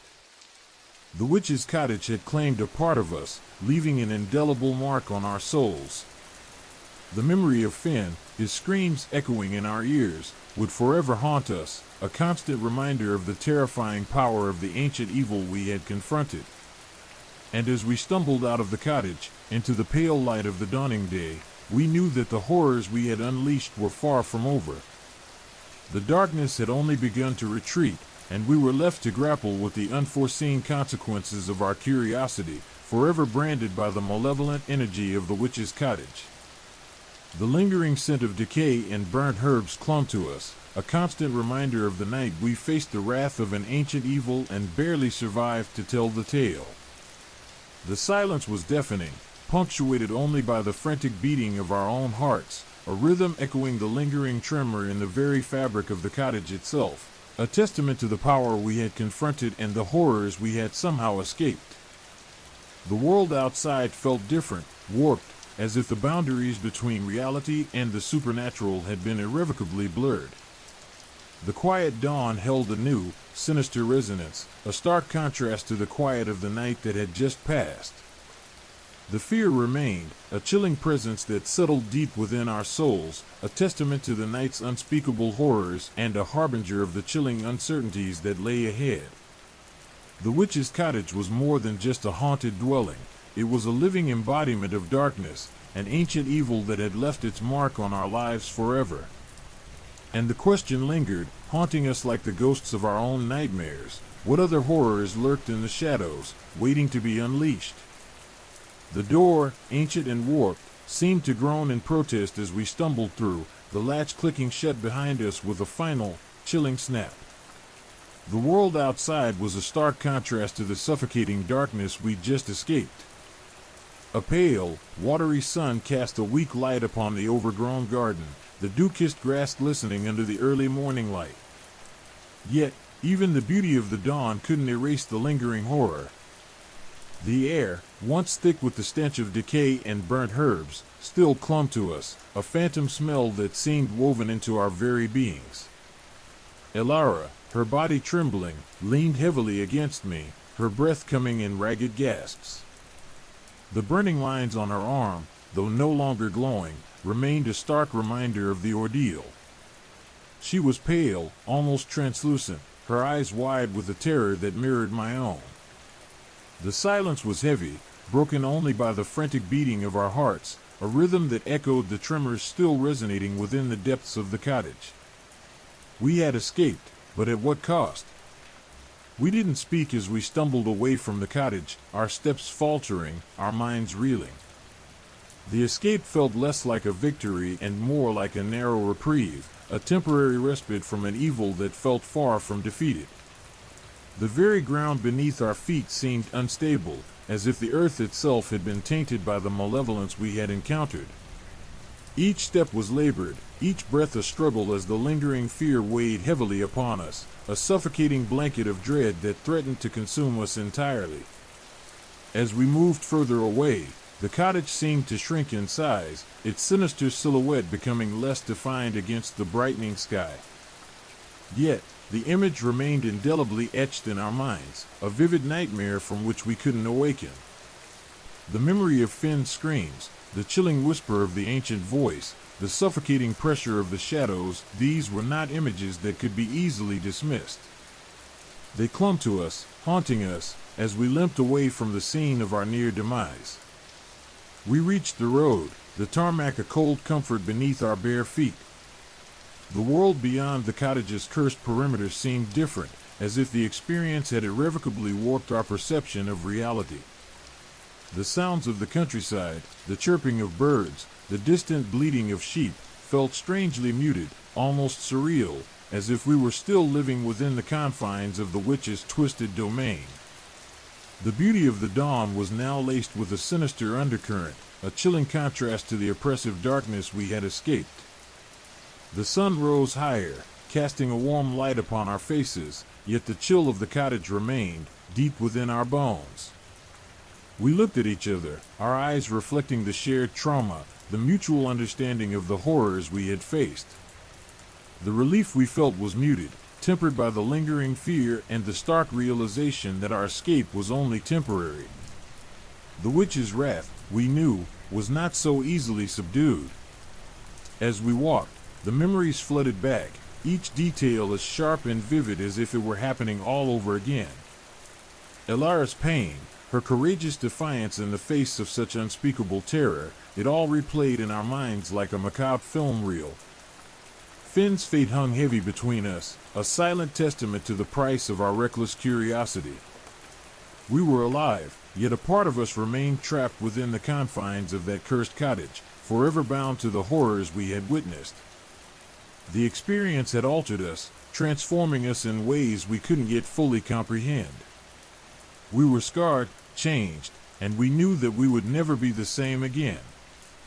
The walk back seemed endless, each step a testament to our endurance and resilience. The silence between us was filled with unspoken fears, shared anxieties, and the chilling weight of what we had left behind. We were connected, bound not just by friendship but by a shared ordeal, by a chilling narrative we would carry with us for the rest of our lives. As we finally reached the outskirts of the nearby village, the first signs of human habitation appeared. The sight of houses, however mundane, was a comfort, a reminder that we were returning to the world of the living, a world that seemed both familiar and alien after our brush with the supernatural. But even as relief washed over us, a new fear began to take root.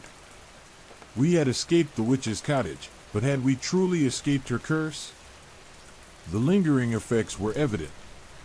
Elara's arm, still marked by the burning lines, throbbed intermittently, a constant reminder of the witch's lingering power.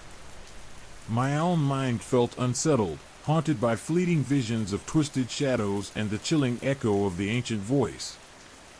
The experience had left an indelible mark on our psyches, a wound that could never be fully healed. We were marked, forever changed by our encounter with the ancient evil that resided within the confines of the witch's cottage. As we settled into a local inn, seeking shelter and respite, we knew our journey was far from over. The horrors of the witch's cottage were not confined within its walls. They had followed us, embedding themselves within our minds, our bodies, our very souls. The silence that filled the room was heavy with unspoken anxieties, with the chilling realization that the darkness we had escaped still held a chilling influence over our lives. The escape had only been the beginning of a new, and far more terrifying, chapter in our story. The witch's cottage, despite our flight, continued to cast its shadow upon our lives, a lingering presence that whispered promises of darker horrors yet to come. We knew that our tale wouldn't end with our escape. The witch's curse, it seemed, had a far longer reach than the cottage itself. We were now bound to the supernatural realm, forever connected to the darkness we had encountered, and haunted by the indelible mark it had left on our souls. The lingering fear was not just a memory, but a constant companion, a chilling testament to the horrors we had witnessed, a portent of further trials to come. Our harrowing encounter had irrevocably altered our perception of reality, blurring the lines between the mundane and the supernatural, the real and the imagined. The inn was quiet, yet we were unable to find solace in its stillness. The silence itself was a reminder of the eerie quiet we'd endured within the cottage's walls, a chilling echo that amplified our inner turmoil. The world outside, with all its familiar comforts, could offer no respite from the lingering fear, the chilling shadow of the witch's curse that haunted us.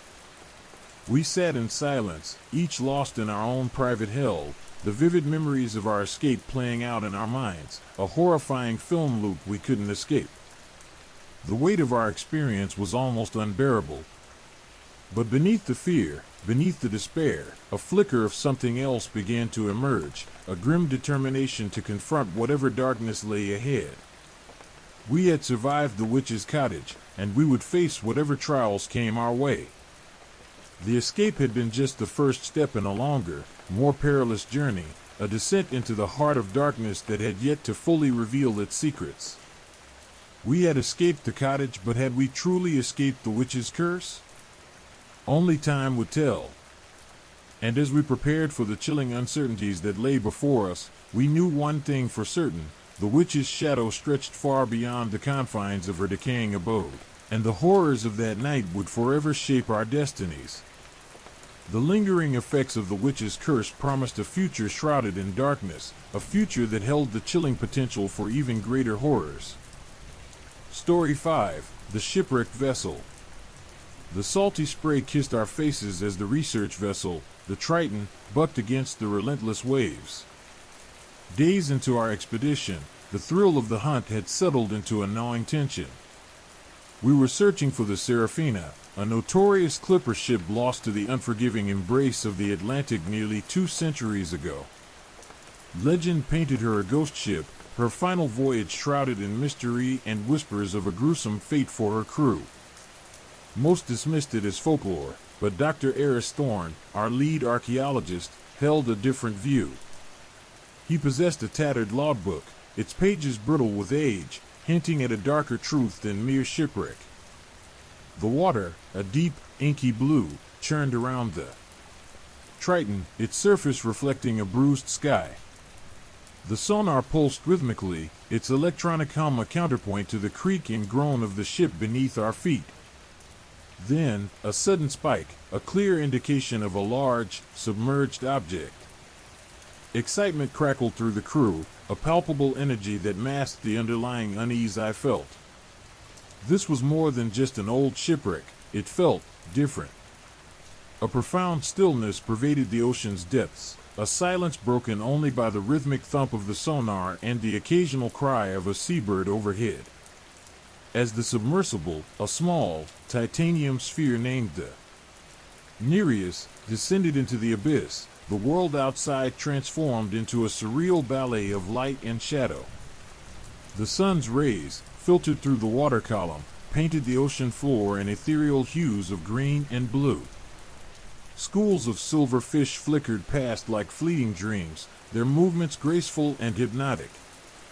But the beauty was deceptive, masking the oppressive weight of the water, the suffocating pressure that pressed against the Nereus's hull.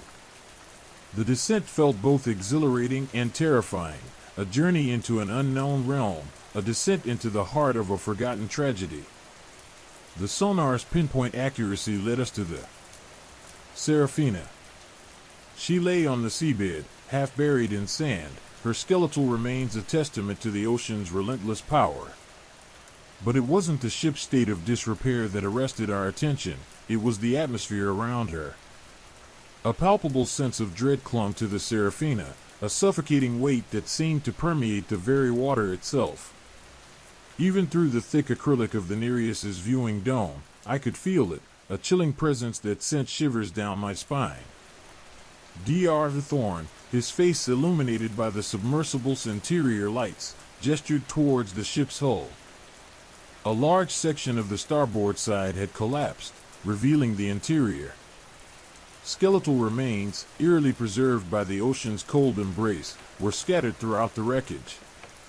They were not merely bones, they were the remnants of men, their postures frozen in the last moments of terror. Some clutched at rusted weaponry, their skeletal fingers frozen in a futile attempt to defend themselves.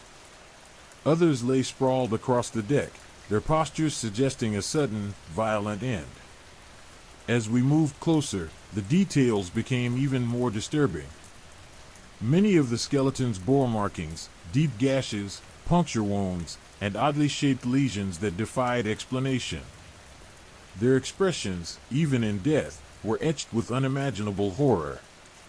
It wasn't the expected signs of a shipwreck, this was something far more sinister. A chilling feeling of dread washed over me, a visceral response to the silent screams trapped within the ship's decaying hull. The ocean, usually a source of tranquility, felt like a vast, silent tomb. Dr. Thorne initiated a systematic survey, carefully documenting the scene. His methodical approach, usually a source of calm, felt inadequate in the face of such overwhelming horror. He moved with a grim determination, his focus unwavering, but his voice betrayed a hint of unease. He pointed out peculiar symbols carved into the ship's wooden framework, strange, archaic markings that seemed to writhe in the dim light, as if imbued with some unnatural life. We spent hours exploring the wreck, each discovery more disturbing than the last. In the captain's cabin, we found a journal, its pages waterlogged but legible. The captain's final entry detailed a night of unimaginable terror, a sudden, relentless attack from a monstrous entity from the depths, a creature described in terms that defied comprehension. The entry was a jumbled mix of terror, desperation, and supernatural horror, a desperate account of a battle fought not against men, but against something beyond human understanding. The journal abruptly ended, leaving the captain's fate hanging in the chilling silence of the ocean's depths.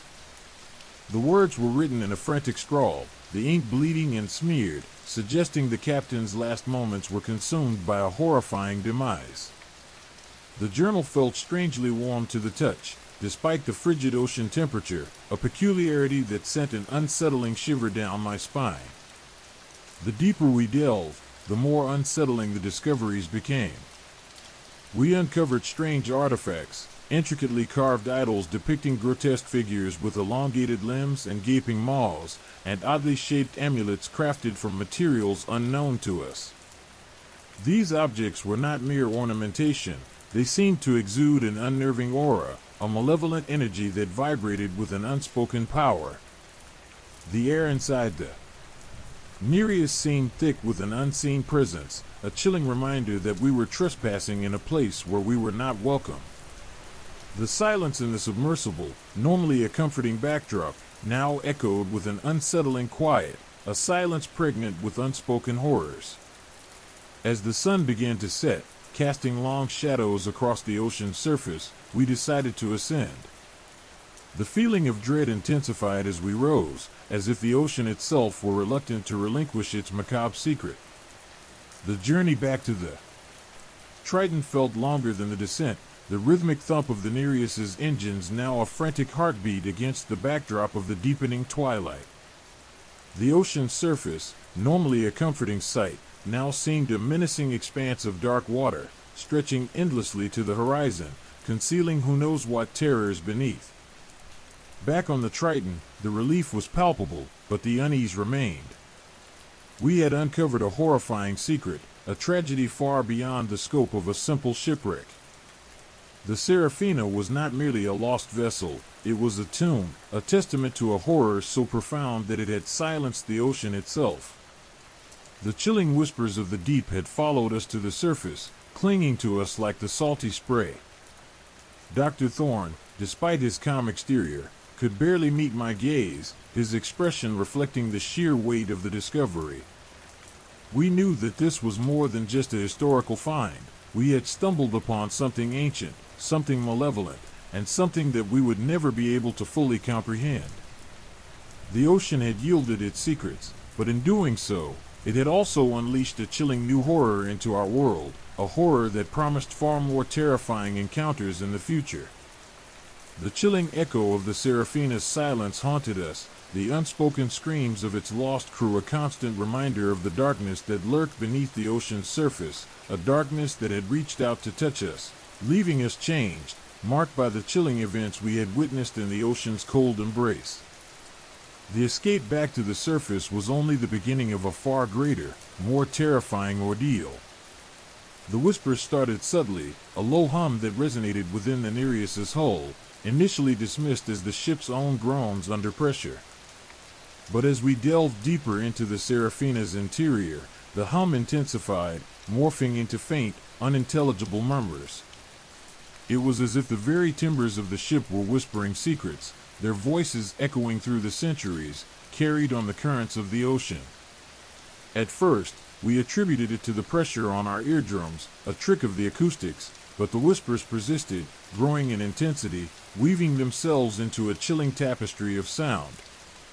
They were not words in any language I recognized, but a chorus of pained moans, ragged breaths, and guttural cries, a symphony of suffering emanating from the ship's decaying heart. The whispers seemed to emanate from everywhere and nowhere at once, weaving through the skeletal remains, bouncing off the rusted metal, an auditory manifestation of the ship's tragic past. Then came the visions.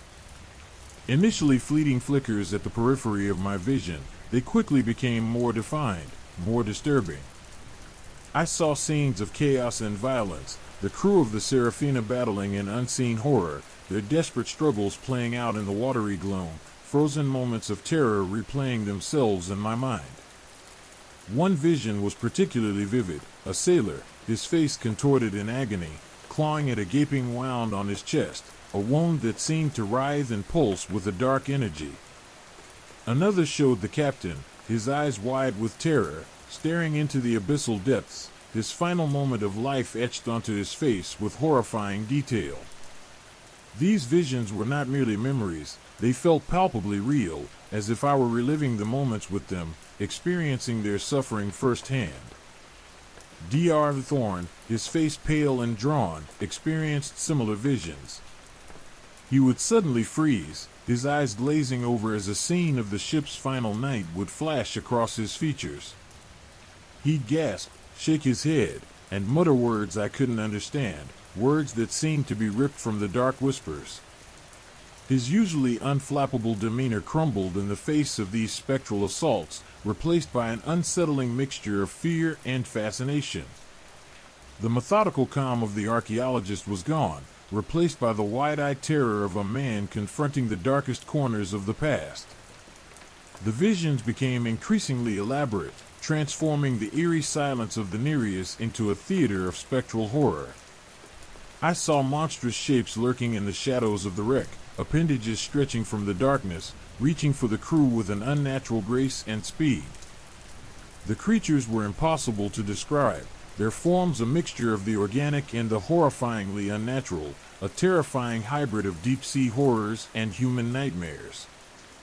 Their shapes shifted constantly, dissolving into the darkness, only to reappear in grotesque new forms, mocking our attempts to comprehend their nature. They moved with a silent, deadly grace, their presence a chilling weight upon the submersible itself. The whispers and visions fed upon each other, creating a terrifying feedback loop that seemed to amplify the dread. The whispers grew louder, more insistent, becoming actual words, but words that felt more like screams. The visions grew longer, more detailed, and more disturbing, interweaving with the whispers to tell a cohesive, horrific story. It was a tale of monstrous entities that lurked in the ocean's depths, entities that seemed to feed upon human fear and despair, draining the life from their victims, leaving behind only skeletal husks and the chilling echoes of their screams. Their movements were described in the logbooks through archaic words and imagery, yet seemed oddly familiar in the haunting visions, a macabre ballet of death and decay. We tried to counteract the visions with our rational scientific minds, attempting to explain them away as hallucinations brought on by the pressure and lack of sleep. But the intensity and synchronization between the whispers and visions, and the fact that they affected us all independently, suggested something far more sinister. It felt as if the Seraphina itself was reaching out, desperate to share its ghastly secrets, its haunting tales of a horrific end, a symphony of despair played out in our minds.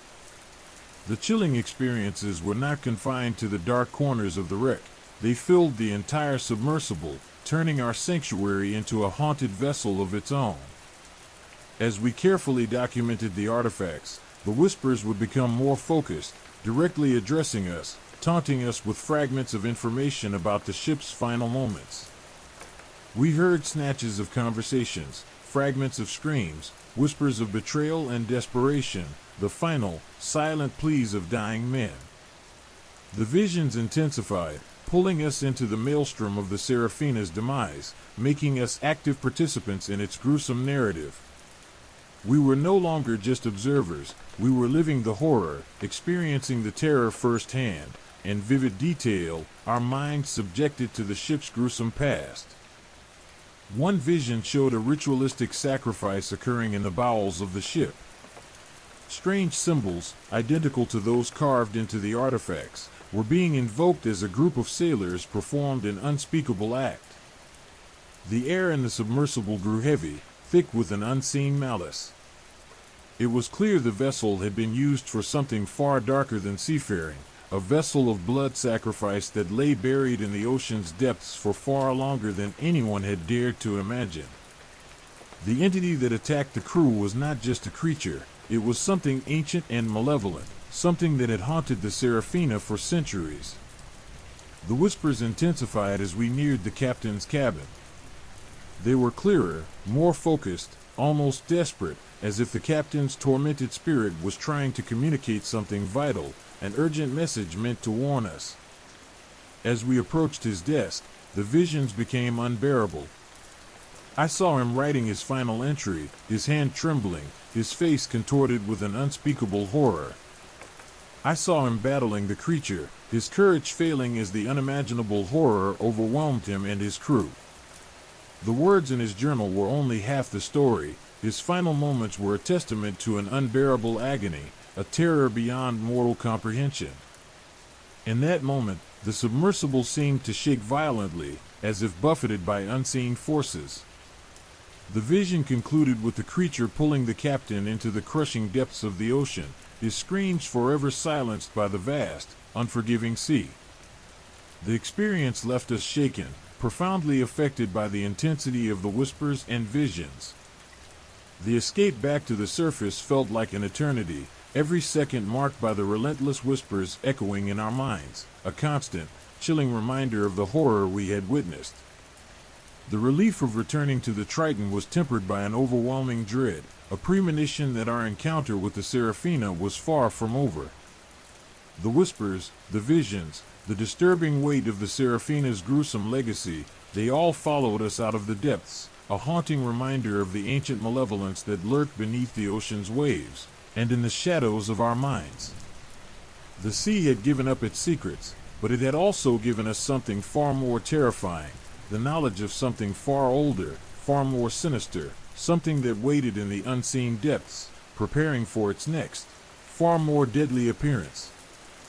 The haunting whispers of the deep promised future terror. We escaped, but the horror stayed. The ascent was agonizingly slow. Each meter gained felt like an eternity, the crushing pressure of the deep intangible thing, pressing down on us, mirroring the weight of the horror we carried within. The whispers, no longer faint murmurs, were now a deafening chorus, a cacophony of anguished cries and guttural growls that seemed to claw at our minds, tearing at the fabric of our sanity. They were no longer just sounds, they were sensations, invasive and intrusive, as if the very essence of the Seraphina's malevolence was seeping into our very being. Dr. Thorne, his face ashen and streaked with sweat, clutched at his head, his breathing ragged and shallow. He muttered incoherently, his words a mix of archaic seafaring terms and panicked pleas, a desperate attempt to silence the voices assaulting him from within. His usually meticulous notes lay scattered on the control panel, smeared with his sweat and stained with the grime of the wreck, testaments to his crumbling composure. The calm, rational archaeologist was gone, replaced by a broken man, a victim of the Seraphina's insatiable hunger for souls. My own sanity felt precarious. The visions, no longer fleeting glimpses, were now constant, overwhelming, a relentless barrage of horrific imagery. I saw the monstrous entities again, but now they were clearer, more defined, their forms less fluid, more real. Their shapes shifted, as before, but I could discern details, disturbing details that clawed at my nightmares, rows of razor-sharp teeth, eyes that burned with an infernal light, tentacles that writhed and pulsed with a sickening, organic energy. Their presence was overwhelming, a tangible malevolence that suffocated the air around us, making every breath a struggle. They stalked the corridors of the Nereus, their movements fluid and silent, a chilling symphony of death and decay. The submersible, our supposed sanctuary, transformed into a vessel of terror. The metal groaned and creaked, amplifying the whispers, mimicking the tortured cries echoing in our minds. The lights flickered erratically, casting long, dancing shadows that writhed and pulsed like the tentacles of the unseen horrors.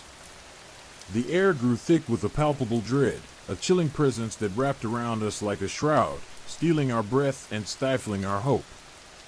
It felt as though the very fabric of reality was unraveling, replaced by the raw, unfiltered horror of the Seraphina's malevolent presence. Worse still, the vision started to bleed into reality. I swear I saw a tentacle, slick and black, slithering across the floor of the Nereus, its touch chillingly cold. Dr. Thorne screamed and pointed, his eyes wide with terror, claiming to see one of the creatures crouched at the entrance of the control chamber. These were not hallucinations, not tricks of the mind, but the malevolent entity's invasion.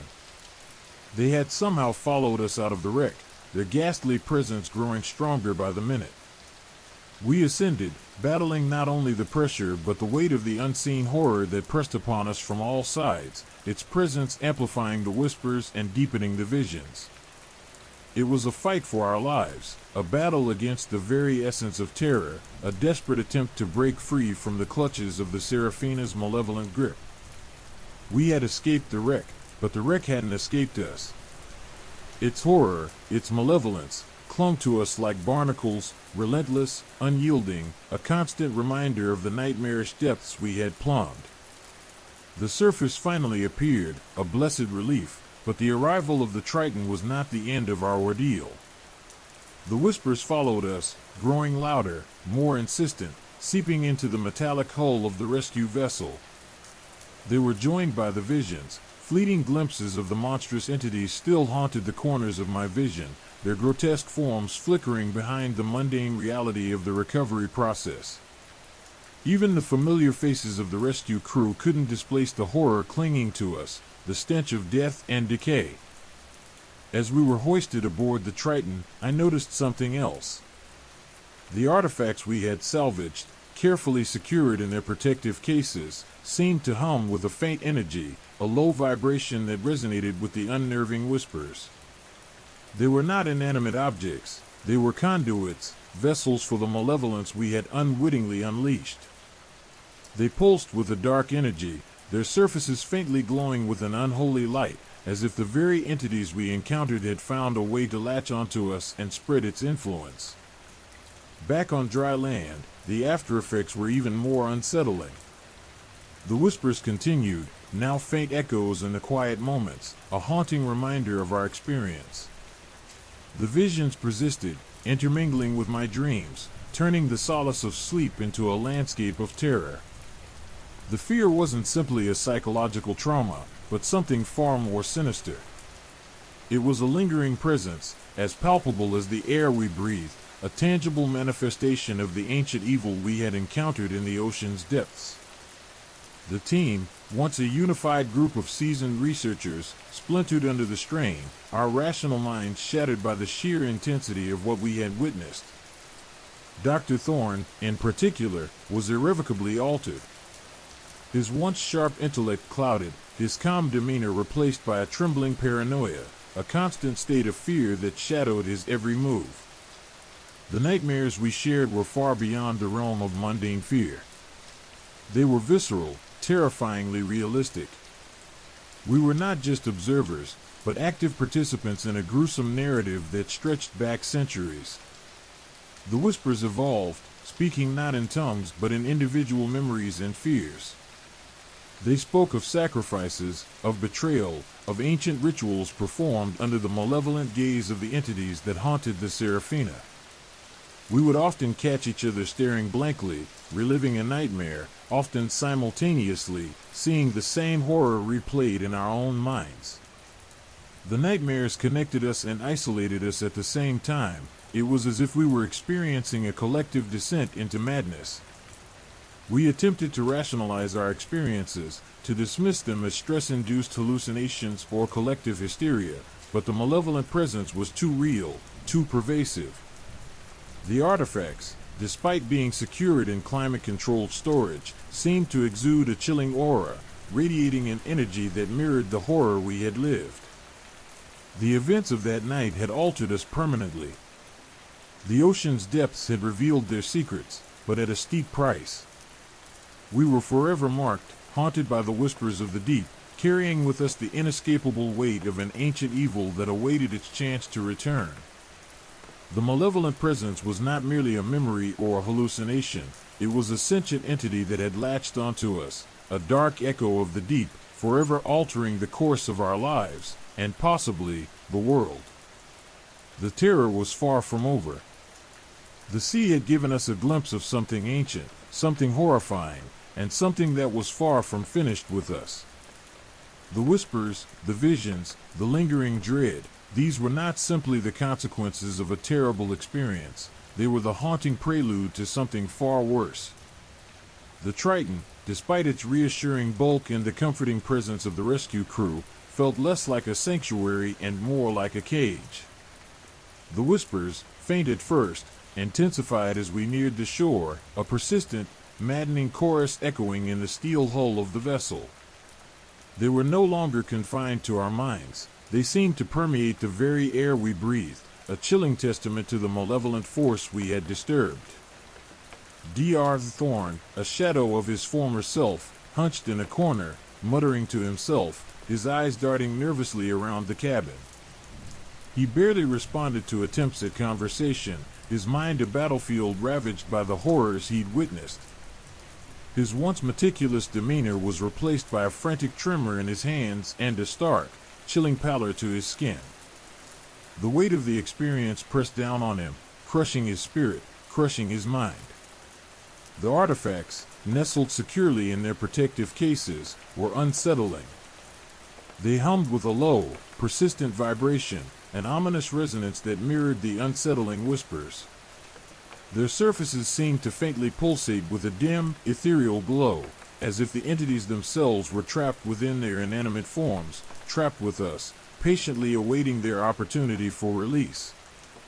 Panic gnawed at the edges of my own sanity. The visions, no longer fleeting glimpses, were becoming increasingly vivid, increasingly real. I saw them again, the monstrous entities from the Seraphina, their forms sharper, their features more defined in the horrifying clarity of the visions. Their malevolence was palpable, a suffocating pressure on my chest, a chilling grip on my soul. I saw them slithering through the corridors of the Triton, their movements fluid and silent, a grotesque, ethereal parade of death. We had escaped the wreck, but the wreck, it seemed, had escaped with us. The horrors of the deep, the malevolent entities, were not confined to the sunken vessel. They had attached themselves to us, to the artifacts, to the very memories of that nightmarish descent. Desperate measures were needed. We couldn't simply wait for the haunting to fade, it was worsening, not abating. The whispers promised more horrors, more visions, more madness. We needed to sever the connection, to break the hold the Seraphina's malevolence had upon us. Dr. Thorne, despite his fragile state, was the first to suggest a solution, a desperate, almost reckless plan born from his frayed sanity and knowledge of the ocean's ancient lore. He mumbled of ancient rituals, of sacrifices to appease the spirits, of a way to banish the malevolent entities back to the abyss from whence they came. His words, though fragmented and unsettling, held a terrifying logic, a terrifying truth. His theory hinged upon the artifacts, the conduits of the Seraphina's lingering malevolence. He believed that by returning the artifacts to the sea, to the exact spot where they were found, we could somehow sever the connection, breaking the hold of the entities. It was a dangerous gamble, a desperate measure based on a fragile hope.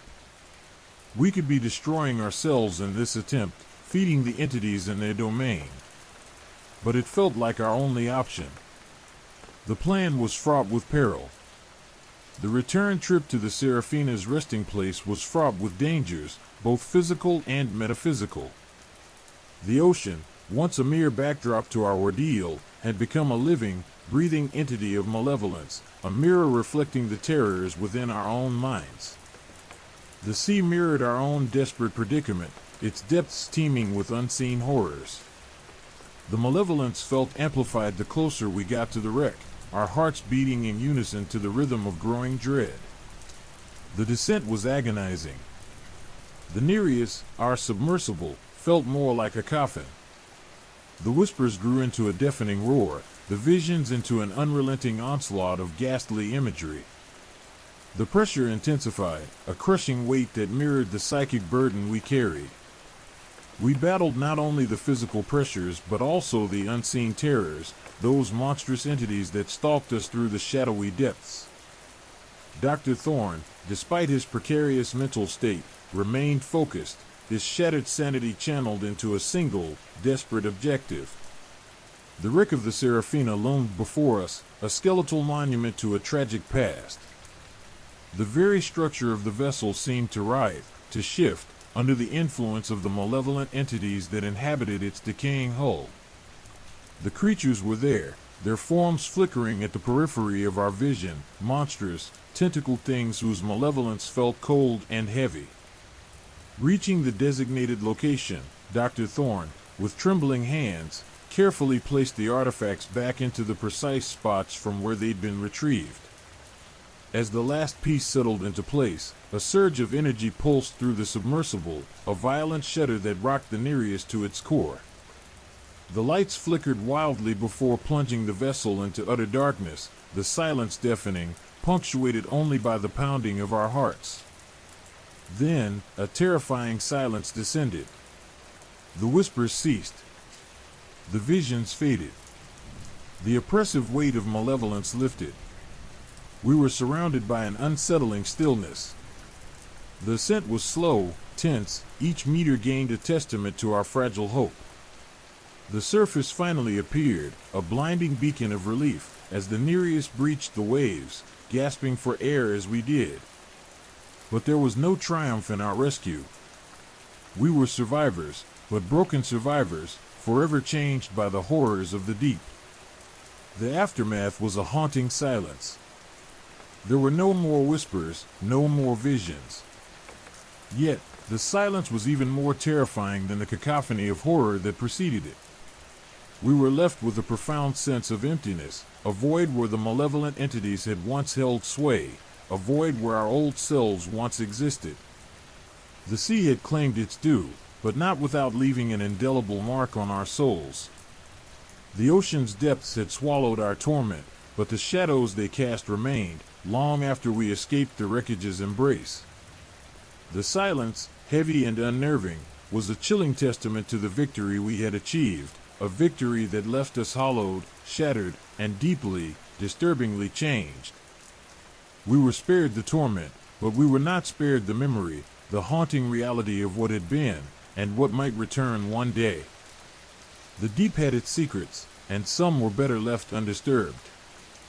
The salt spray stung our faces as the Nereus broke the surface, the blinding sunlight a stark contrast to the oppressive darkness we'd just escaped. We were alive, miraculously so, but the relief was muted, overshadowed by the profound sense of unease that clung to us like the clinging seaweed on the submersible's hull. The silence, once a terrifying void, now felt almost more threatening than the cacophony of whispers and visions that had haunted the depths. It was the silence of a battlefield after the fighting has ceased, the silence of a tomb. Dr. the Thorn, his face gaunt and drawn, stared blankly at the horizon, his eyes reflecting the vast, unsettling expanse of the ocean. The frantic energy that had propelled him through the ordeal had dissipated, leaving behind a fragile shell of a man, his mind clearly ravaged by the encounter. He hadn't spoken a word since we surfaced, his silence as unnerving as his previous frantic mutterings. His trembling hands clutched a small, smooth stone he had picked up from the wreck, a piece of the Seraphina he had seemingly brought back against our better judgment. The crew of the Triton, seasoned sailors accustomed to the capricious nature of the sea, were visibly shaken. Their faces, usually withered and stoic, bore the marks of a profound trauma. The experienced men, who had faced the worst the ocean could throw at them, were visibly haunted. Their eyes held a haunted look, the dull, vacant stare of men who had peered into the abyss and seen too much. The journey back to shore was a blur of nervous silence, punctuated only by the rhythmic churn of the Triton's engines, a mechanical heartbeat against the backdrop of our collective unease. Back on solid ground, the reality of our experience hit with the full force of a tidal wave. The physical exhaustion was overwhelming, but it paled in comparison to the psychic toll. The nightmares began almost immediately, a relentless onslaught of nightmarish visions that replayed the horrors of the Seraphina, each dream more vivid and terrifying than the last. I dreamt of the monstrous entities, their tentacles coiling around me, their cold, dead eyes boring into my soul. I felt their suffocating presence even in the daylight hours, a chilling reminder of our encounter. The whispers returned in the quieter moments, faint at first, but steadily growing stronger, weaving themselves into the fabric of my waking thoughts, twisting my perceptions, casting doubt on my sanity. Dr. the Thorn's condition deteriorated rapidly. His lucidity flickered like a dying candle, his mind a battlefield torn between fragmented memories and terrifying visions. He would wake up screaming, his words jumbled and incoherent, his descriptions veering into realms of cosmic horror that bordered on the insane. He spoke of ancient evils, of entities older than humanity, of a power that transcended human comprehension, a power that had found a foothold in our world through the Seraphina. The artifacts, now secured in a heavily guarded vault, remained unsettling. They pulsed faintly, emitting a low hum that seemed to resonate with the unsettling whispers. Their surfaces continued to glow with a dim, ethereal luminescence, a constant reminder of the entities that were trapped within, or perhaps, still very much connected.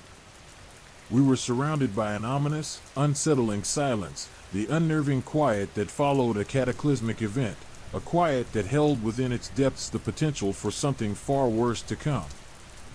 We attempted to piece together the puzzle of the Seraphina, to understand the nature of the malevolent entities that haunted its decaying hull.